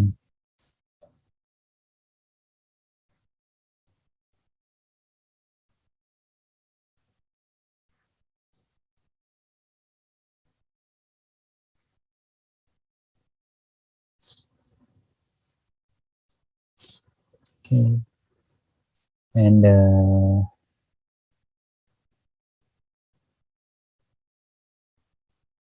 so in Windows, there is something called unattended installation, so that sysprep is there.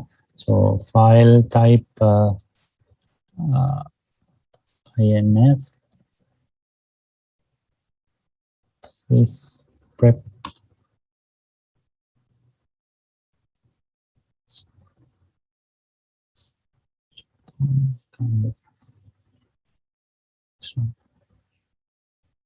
So that particular config is already exposed to the Google, right? To the public internet. Sorry. Okay. Now there is another tool. It's Showdown. So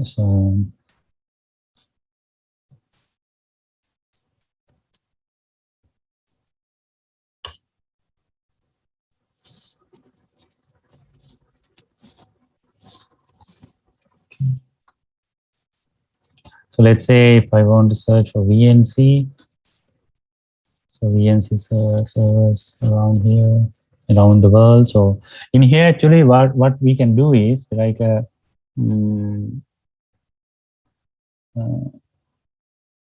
So you can start. There are different ways. Like it has the information of bunch of IoT information, right? They include like servers and even like what are the ports used and which countries, right? So here you can see the list of ports and what are the countries, right? For example, like early today, so I just instead of searching for different countries, so let's say like a Apache deployed in servers exposed in Colombo, so that, right? So these are not the only Apache installed servers, but when I search here, some of the servers from Sri Lanka also listed here, right? And you can see what are the ports, right? Don't mess with these stuff, and right. So you won't get a price from anyone. Okay, don't follow previous incidents.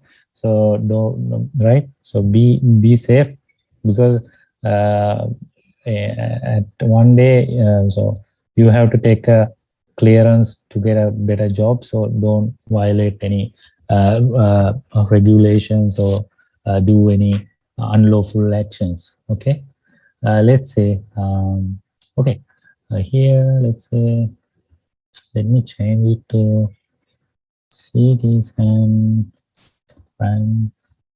Francisco, and let's say only port 8080, right? And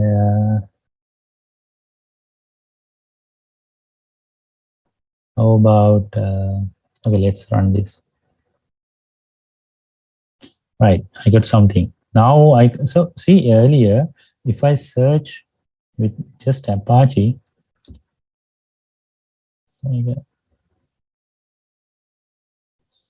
loading, so see everywhere, right?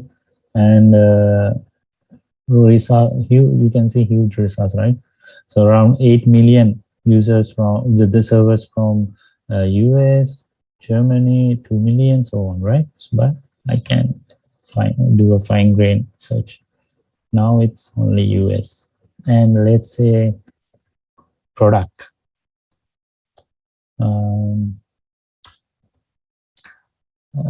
Let's say Apache Tomcat.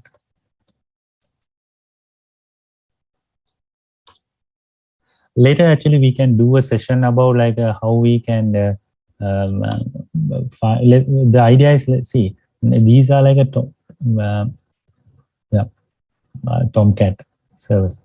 And the thing is, now you can find, let's say your target audience is like one of these companies, like right?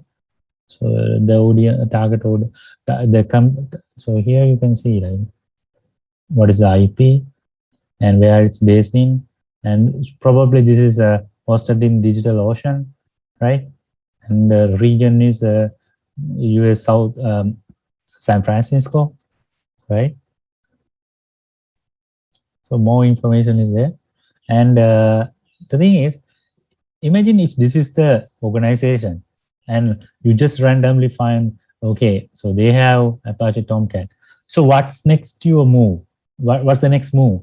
So there are vulnerabilities available available in Apache Tomcat itself, right? So what you can do is there are another tools, like you can specifically find which version of Tomcat they have deployed, and then so there are tools, so you can find what is the vulnerability exactly against this one, or without connecting to them, if we can find their version. So there are like databases maintain like a the vulnerabilities against each and every version of products.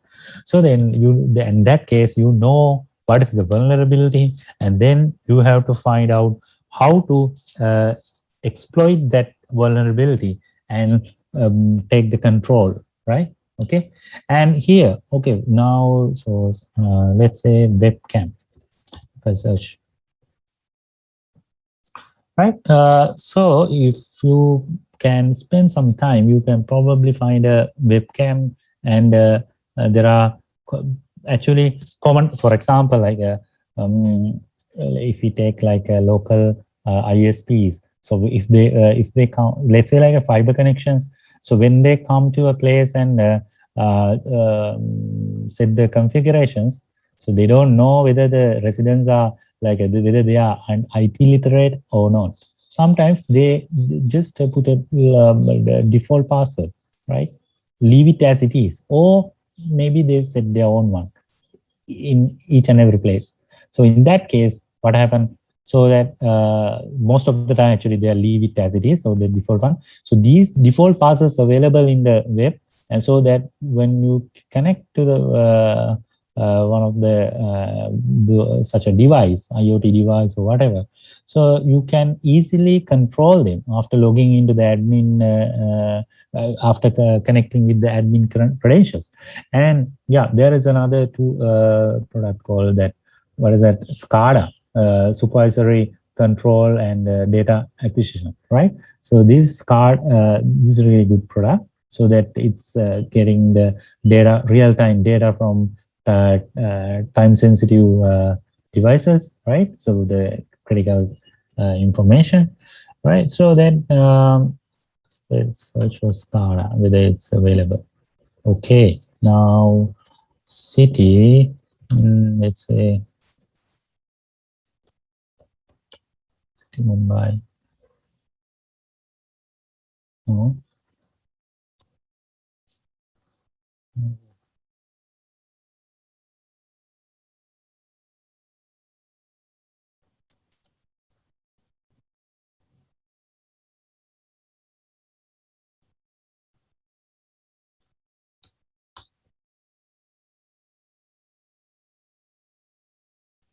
Okay, let's see Australia. I just clicked in the map.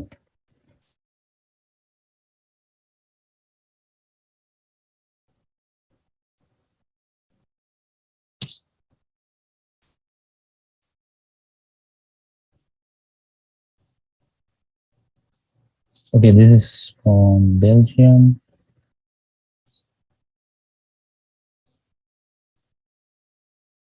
See, you can find vulnerabilities. So now you have, so let's say we have a problem with this country, and we found, okay, this is the company. Okay, and we know that, okay, SCADA is really really good one product with the, like, it collect time sensitive data, right? And here it has like a list of vulnerabilities. So it's matter of find how to exploit the one of these vulnerability, right? Okay. And also we can search for routers.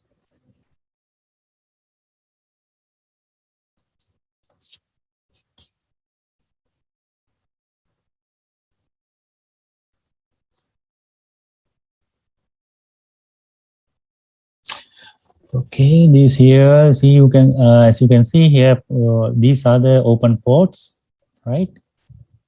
And I think we should not touch this one. Okay, I'm leaving. Okay. And how about default passwords?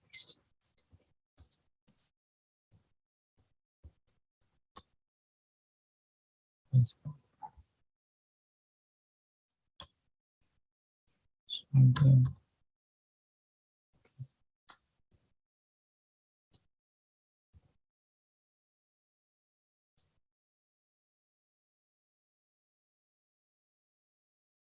Right. So now I'm moving to another one. So Nmap. I think it's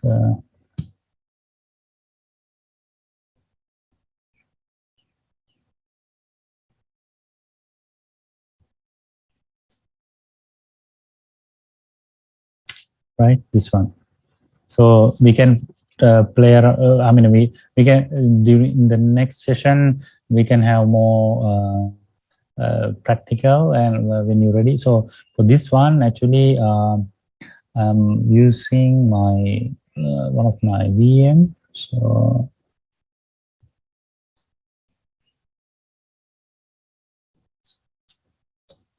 simply what I did actually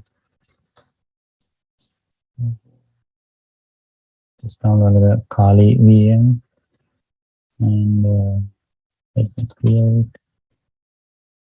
And I have another vulnerable VM, so I will let you know later. So we can play around with these tools later, right? Just demonstrating now. Okay. So first of all, so what I can do is, right,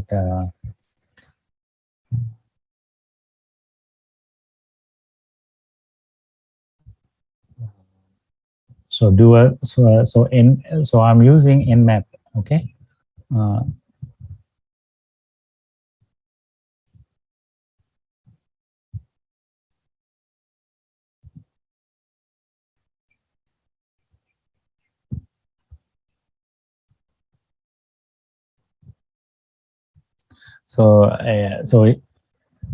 It's shortened for like a network mapper, the term, and it's a net. So it's used to network discovery and security auditing, right? It's known for the simple and easy to remember flags. So it's a really powerful scanning tool, right? And so that network admins and people like you, like a security experts, right? So you got, yeah, right. So Nmap is widely used among these communities, right? And it's open source, and you can do find open ports and services and discover services among the other with the version, along with the version, right? And also that sometimes you can find what is the host operating system, right? And get accurate packet routes till the target machine. Okay, so right, so I have VM. Okay, this one. It's down. So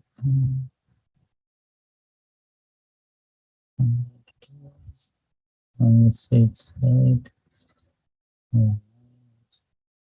Okay, so I'm using this VM. So first of all, so this is how we can. So normally, so we assume that we don't have. So since it's my local setup, so I know that what are the devices around me. But the thing is, if you are doing against the, let's say Mr. Astanayaka or ISRO ask you to come and do a session on Nmap and find vulnerabilities in the NSBM network. Probably they give you a controlled environment. And so how do you know what are the networks? So first thing you can do is you can do ifconfig and find out your IP, and then try to scan for the entire network, right? So for example, like this, Nmap, let's say so I'm going to do a fast scan. So that's why I'm putting F here. So let me increase the font.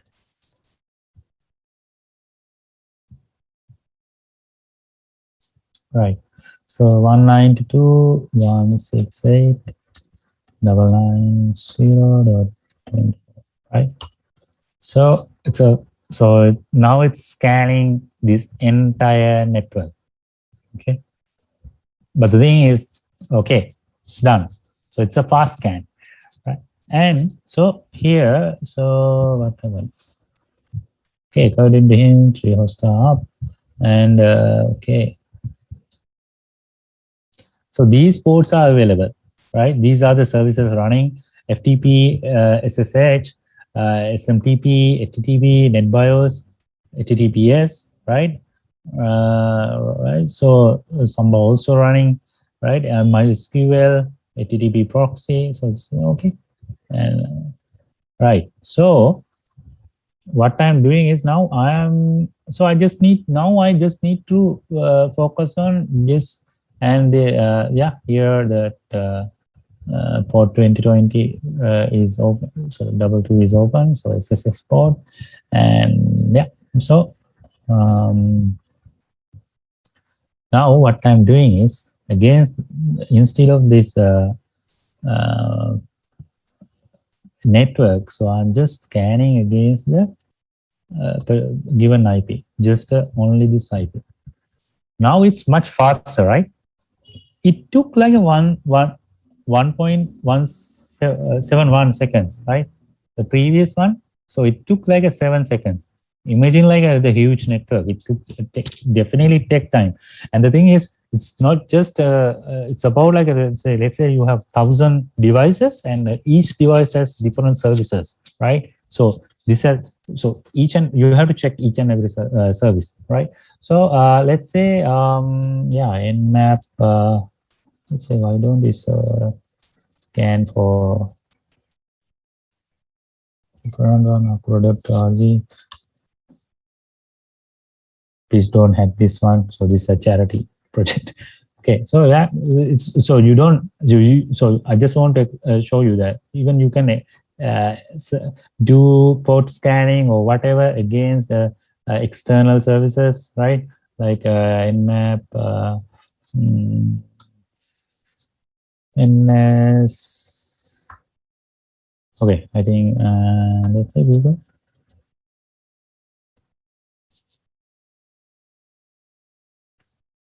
Right? They have place controls, and okay, this is only what we get, and there are ways we can get more information. Okay, right. So then, how about like running? Let's say. Yeah, I want to know what services running there. So in some let's say in a particular server, right? So I'm sorry.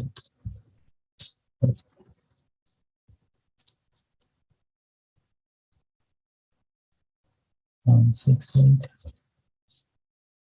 double 9.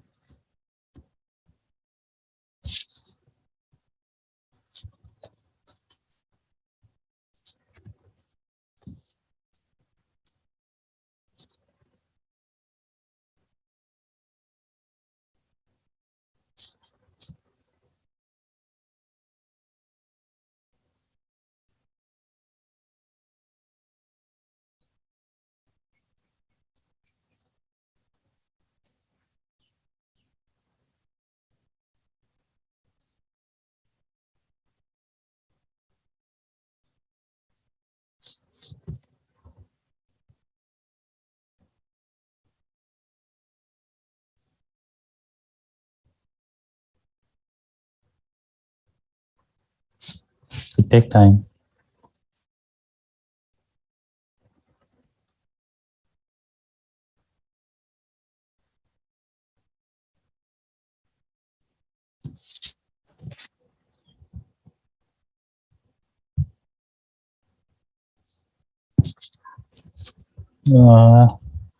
Other than that, what we can do? So that the next approach is to yeah, it's done. So right. Let's go down. So earlier we noticed that in that particular host here, we knew that using the fast search, sort of fast scan, FTP is there, but now we know what is the software and the exact version, and when they deploy SSH, so that what is the exact version, and now from here we know that okay, it's a Ubuntu based machine, right? OS is Ubuntu, and see MySQL is there, right? And so what else? Apache, right? Here is the version HTTPD. so that 2.08. So imagine, right? Just an example. So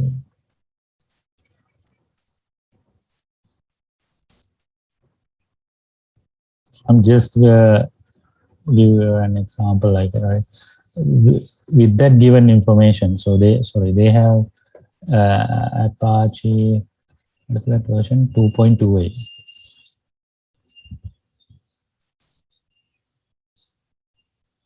Apache 2.28.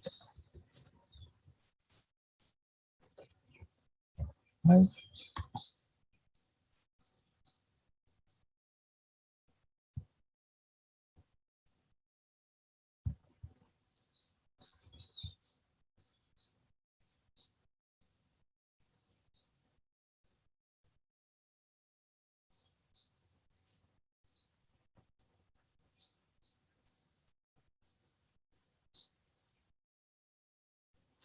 See, you can find more details about vulnerabilities, and even okay, this is something you can do here in the Googling, but inside the Nmap also we can find it, right?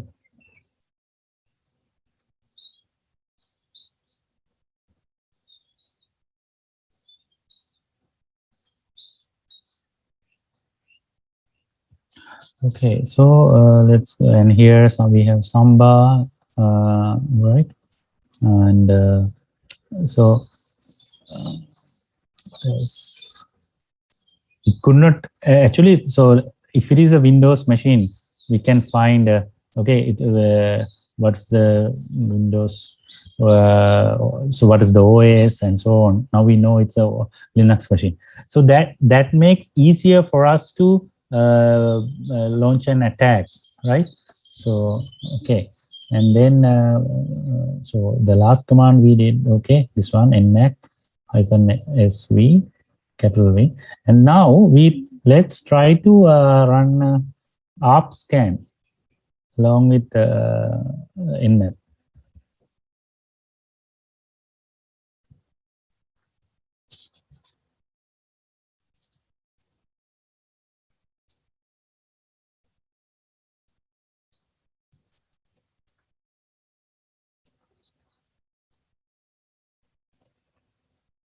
You know that it's what is ARP, right? Address resolution protocol, right? So here, so we did a ARP scan along with the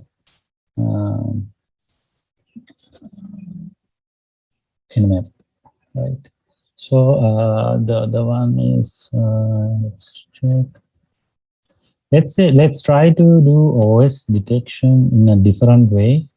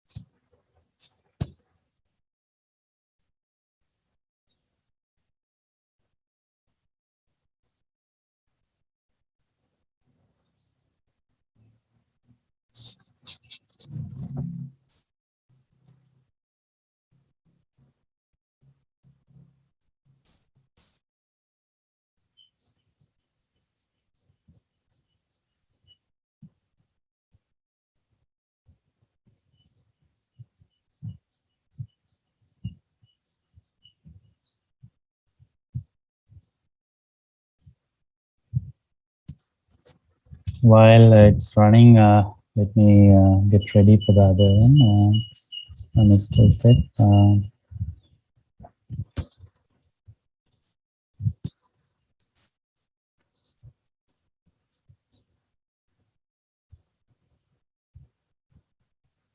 Okay, it's just finished. Even it got So I'm running it in a VM and NetBuyer's name and everything it managed to get, right? And IPs, okay. But it took time, okay?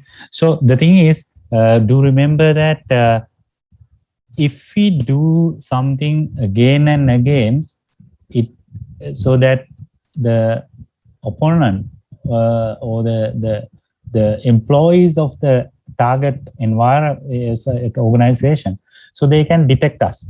So we have to be prepared, okay. um,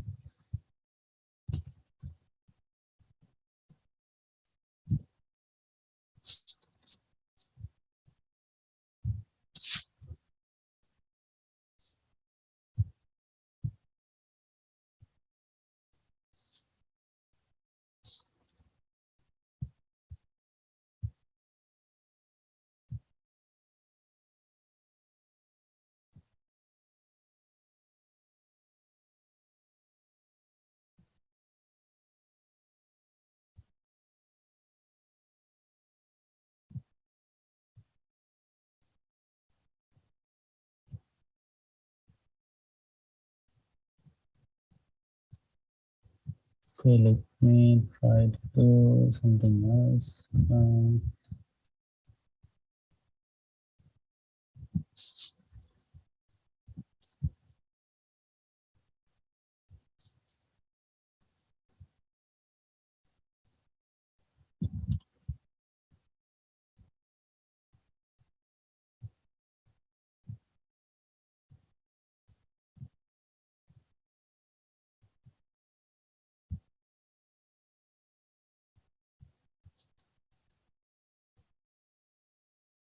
It is there.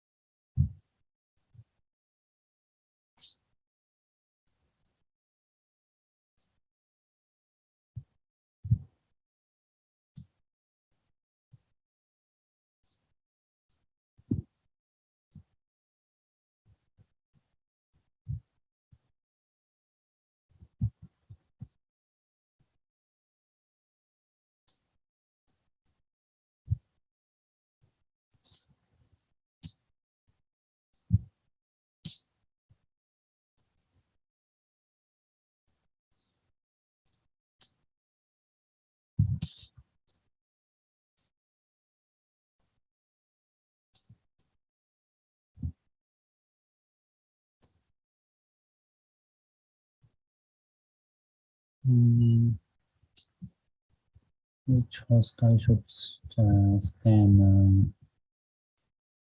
Yeah, my own one. 192.68.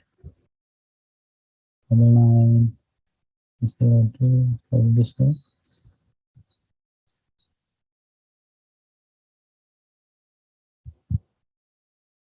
Type.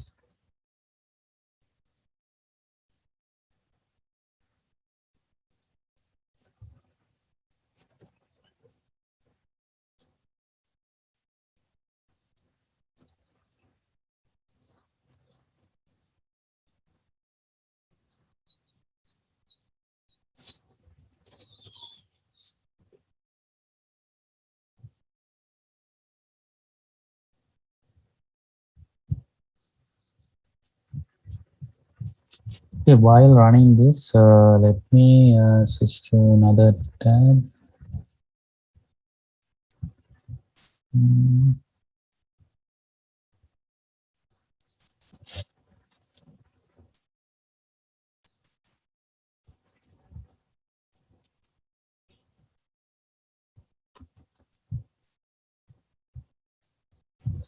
Okay, it's almost done.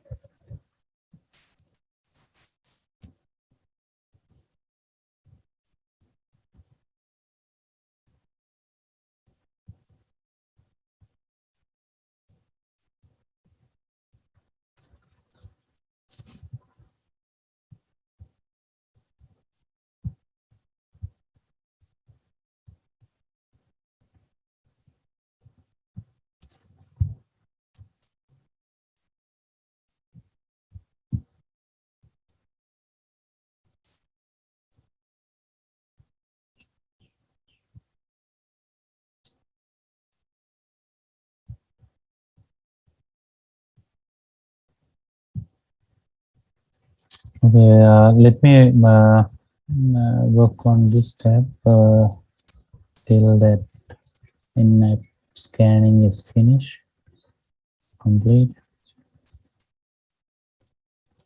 Still okay, so the other tool is Recon Engine. So that so it's a open source tool, right?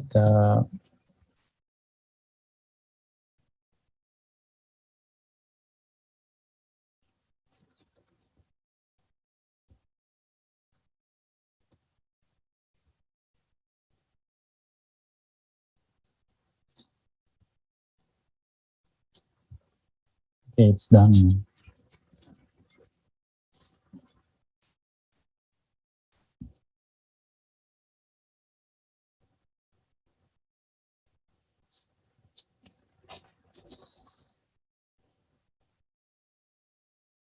So as you can see here, it's trying to match vulnerabilities against known environments like exploit DB, OpenVAS, right? So let me see.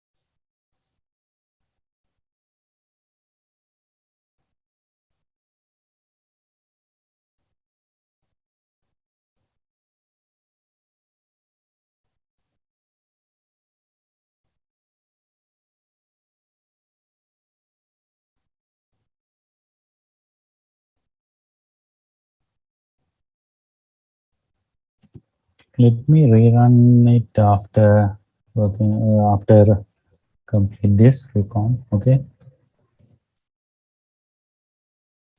So Recon NG, so it's a open source tool, so it's available free, right?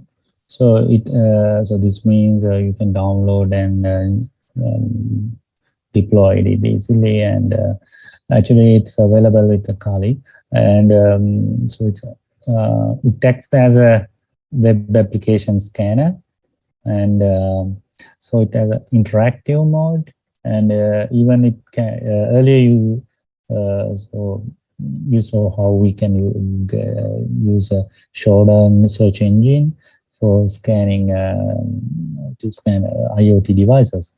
So here Recon NG can use Shodan as well to scan IoT devices, right? And so it easily find loopholes in the code of the web of a web application or website, right? And so it has a bunch of modules like, for example, GeoIP lookup, banner grabbing, DNS lookup, port scanning, and so these modules make a really powerful. So it's a powerful tool actually, right? Okay, so let me check the option list.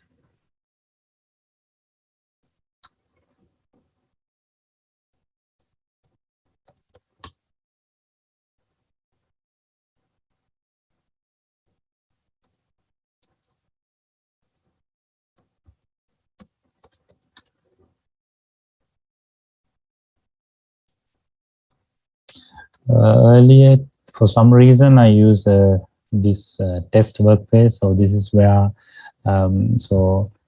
we actually you can create workspace, create SPM, something like that, and workspace load. So in my case, I load the test one because I have added the API key already in the test environment, test workspace. So that means based on so basically like a workspace, it separates your recognize against each and every different targets, right? So like if you are doing something, if you're working on an NSBM, like if you do reconnaissance against NSBM, so then you can create a workspace as an NSBM, and for the other task you can use a different one, right? So in my case now, I have used a workspace, the name test, and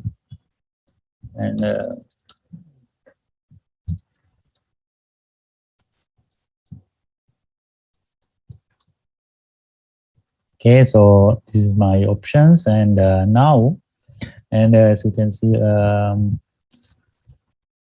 okay, so now my wait, where is my source? Okay, let me try to do a basic scan. Before that, I need to mention about the marketplace.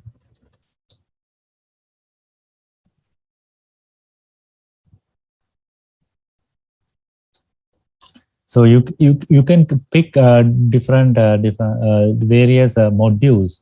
As you can see here, I have already loaded the Shodan. So I will show you how to load the module, and yeah, this one as well. Hacker target. Okay.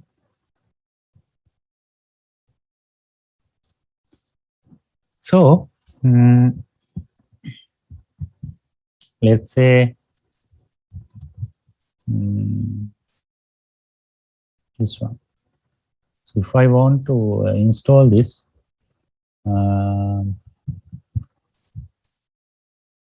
marketplace,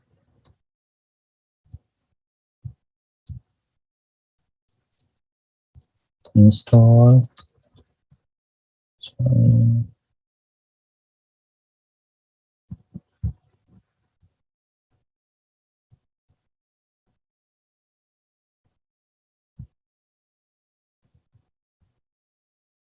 Okay, it's required an API key.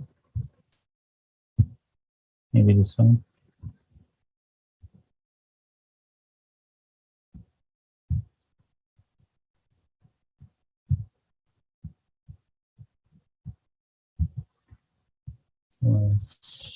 Okay,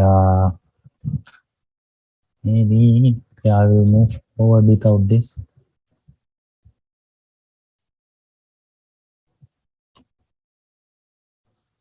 Market space.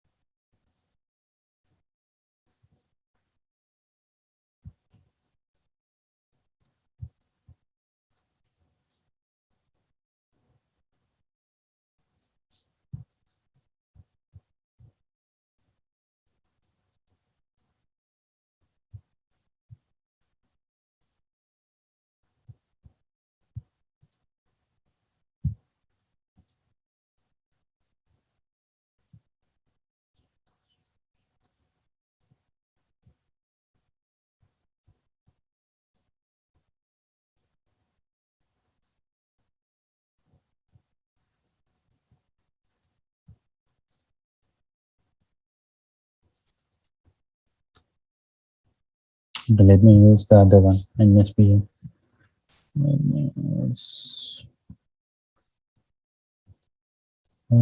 NSBM. That's 5.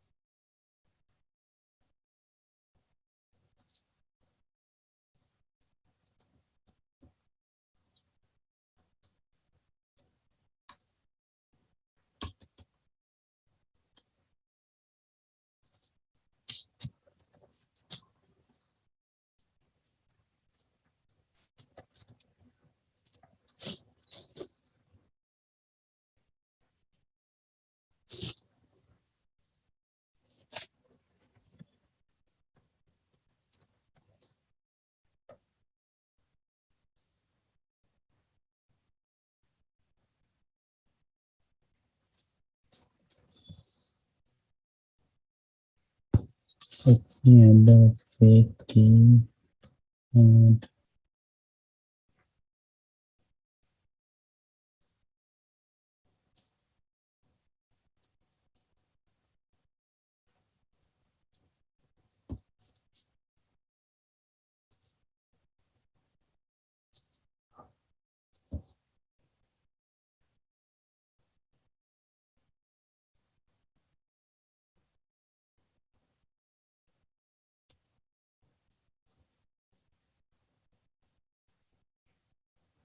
okay. Right. Sorry about the delay. Right. So now, so in my case, I have already um,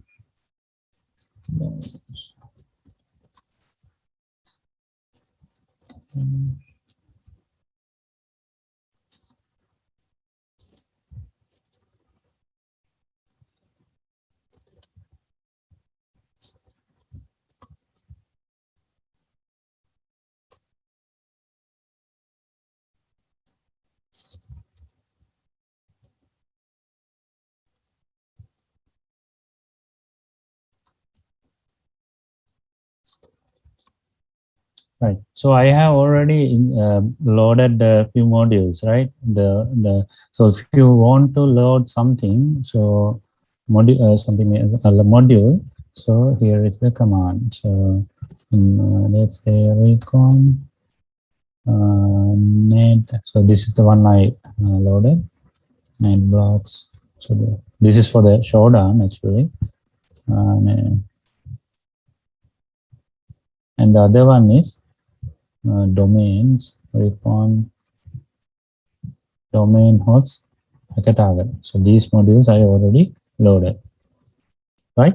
So what I have to do is, so that if we need more information, you can type info, so that now as you can see here, I set, this is my source. So this is I will run my recon engine against rabbit7.com. So if you want to change different source, so option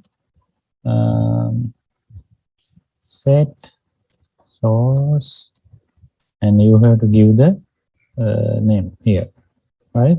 So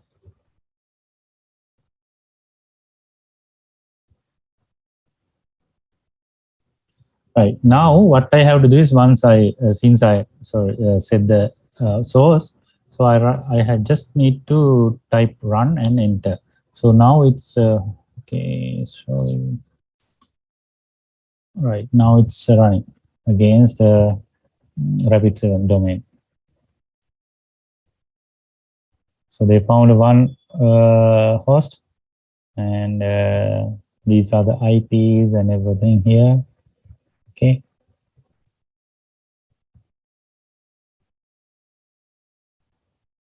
Right. And then let's try to get let me try to get that get back to the previous one because we have to finish it before we have 15, okay, around 10 minutes.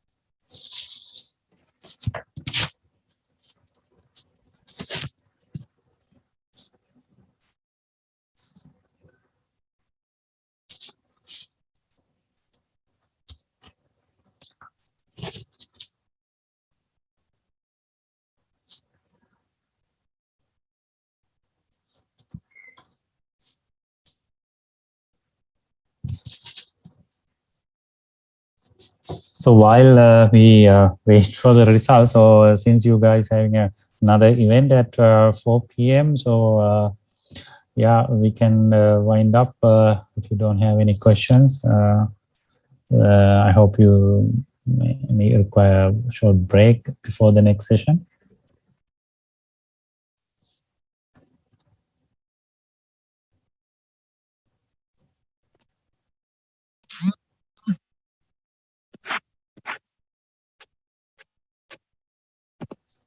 Guys, does anyone have any questions? If not, we can wrap up the session.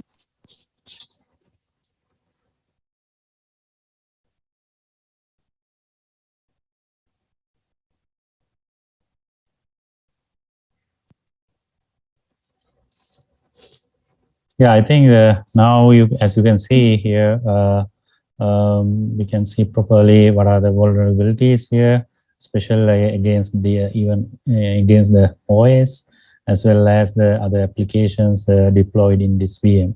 Okay, so that earlier issue with the way I execute the command. Okay, I mean the after the git clone, so there was a issue with the command. Okay. Yeah. Thanks for inviting me today, and I hope so we can have another. So based on the availability, so we can have another session later. Yeah, especially more. Thank you for details. coming. Yeah. So before wrapping up, I would like to invite Samadhi Bandara, the secretary, to deliver the vote of thanks. Yeah, a very good afternoon, everyone, to the one and all present here. Honorable Chief Guest of Speaker, Mr. Danish Navin, lecturers, Department of Network and Security, and all the participants. It is such an honor for me to get the opportunity to thank you all, the dignitaries.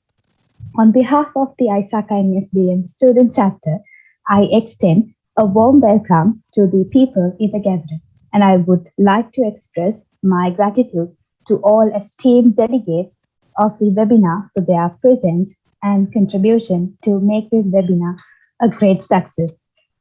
And I extend my gratitude to our guest speaker, Mr. Danish Ganavin, to take out time from his busy schedule to grace the event. Sir, thank you for inspiring and encouraging us with your enormous knowledge. And you shared a deep insight into the topics reconnaissance and pen testing, and also revealed some interesting facts. I'm pretty sure the precious insights that you shared will definitely help us in our future studies. Well, a very special thanks to all other ISG student chapter participants. Thank you very much for your presence, and we highly appreciate your supportive, friendly manner. And I extend my heartfelt gratitude to the President of ISACA Sri Lankan chapter, Mr. Prashantan Mahendran, and all other chapter officials for granting us permission to conduct this virtual session. And I would like to make this opportunity to thank the Dean, Faculty of Computing, Dr. Rasika Ranadira, Head of the Department, Network and Security, Mr. Chamindra Attanayaka, Master in charge of ISACA NSBM Student Chapter, Mr. Isarushud Bandara, and all other lecturers in NSBM Green University for providing us permission and support all the time to make our events a success. Last not but least, a very big thanks for the 0-Day Summit organizing team. You guys did a great job, and I know you guys worked hard for past few days. Thank you very much for making this event a success. So finally, thank you all for participating, and we hope to continue the sessions regarding cyber kill chain and further topics in this webinar series. So hope everyone will keep in touch with ISACA and SBM. Stay safe. Thank you, and have a great evening. Thank you.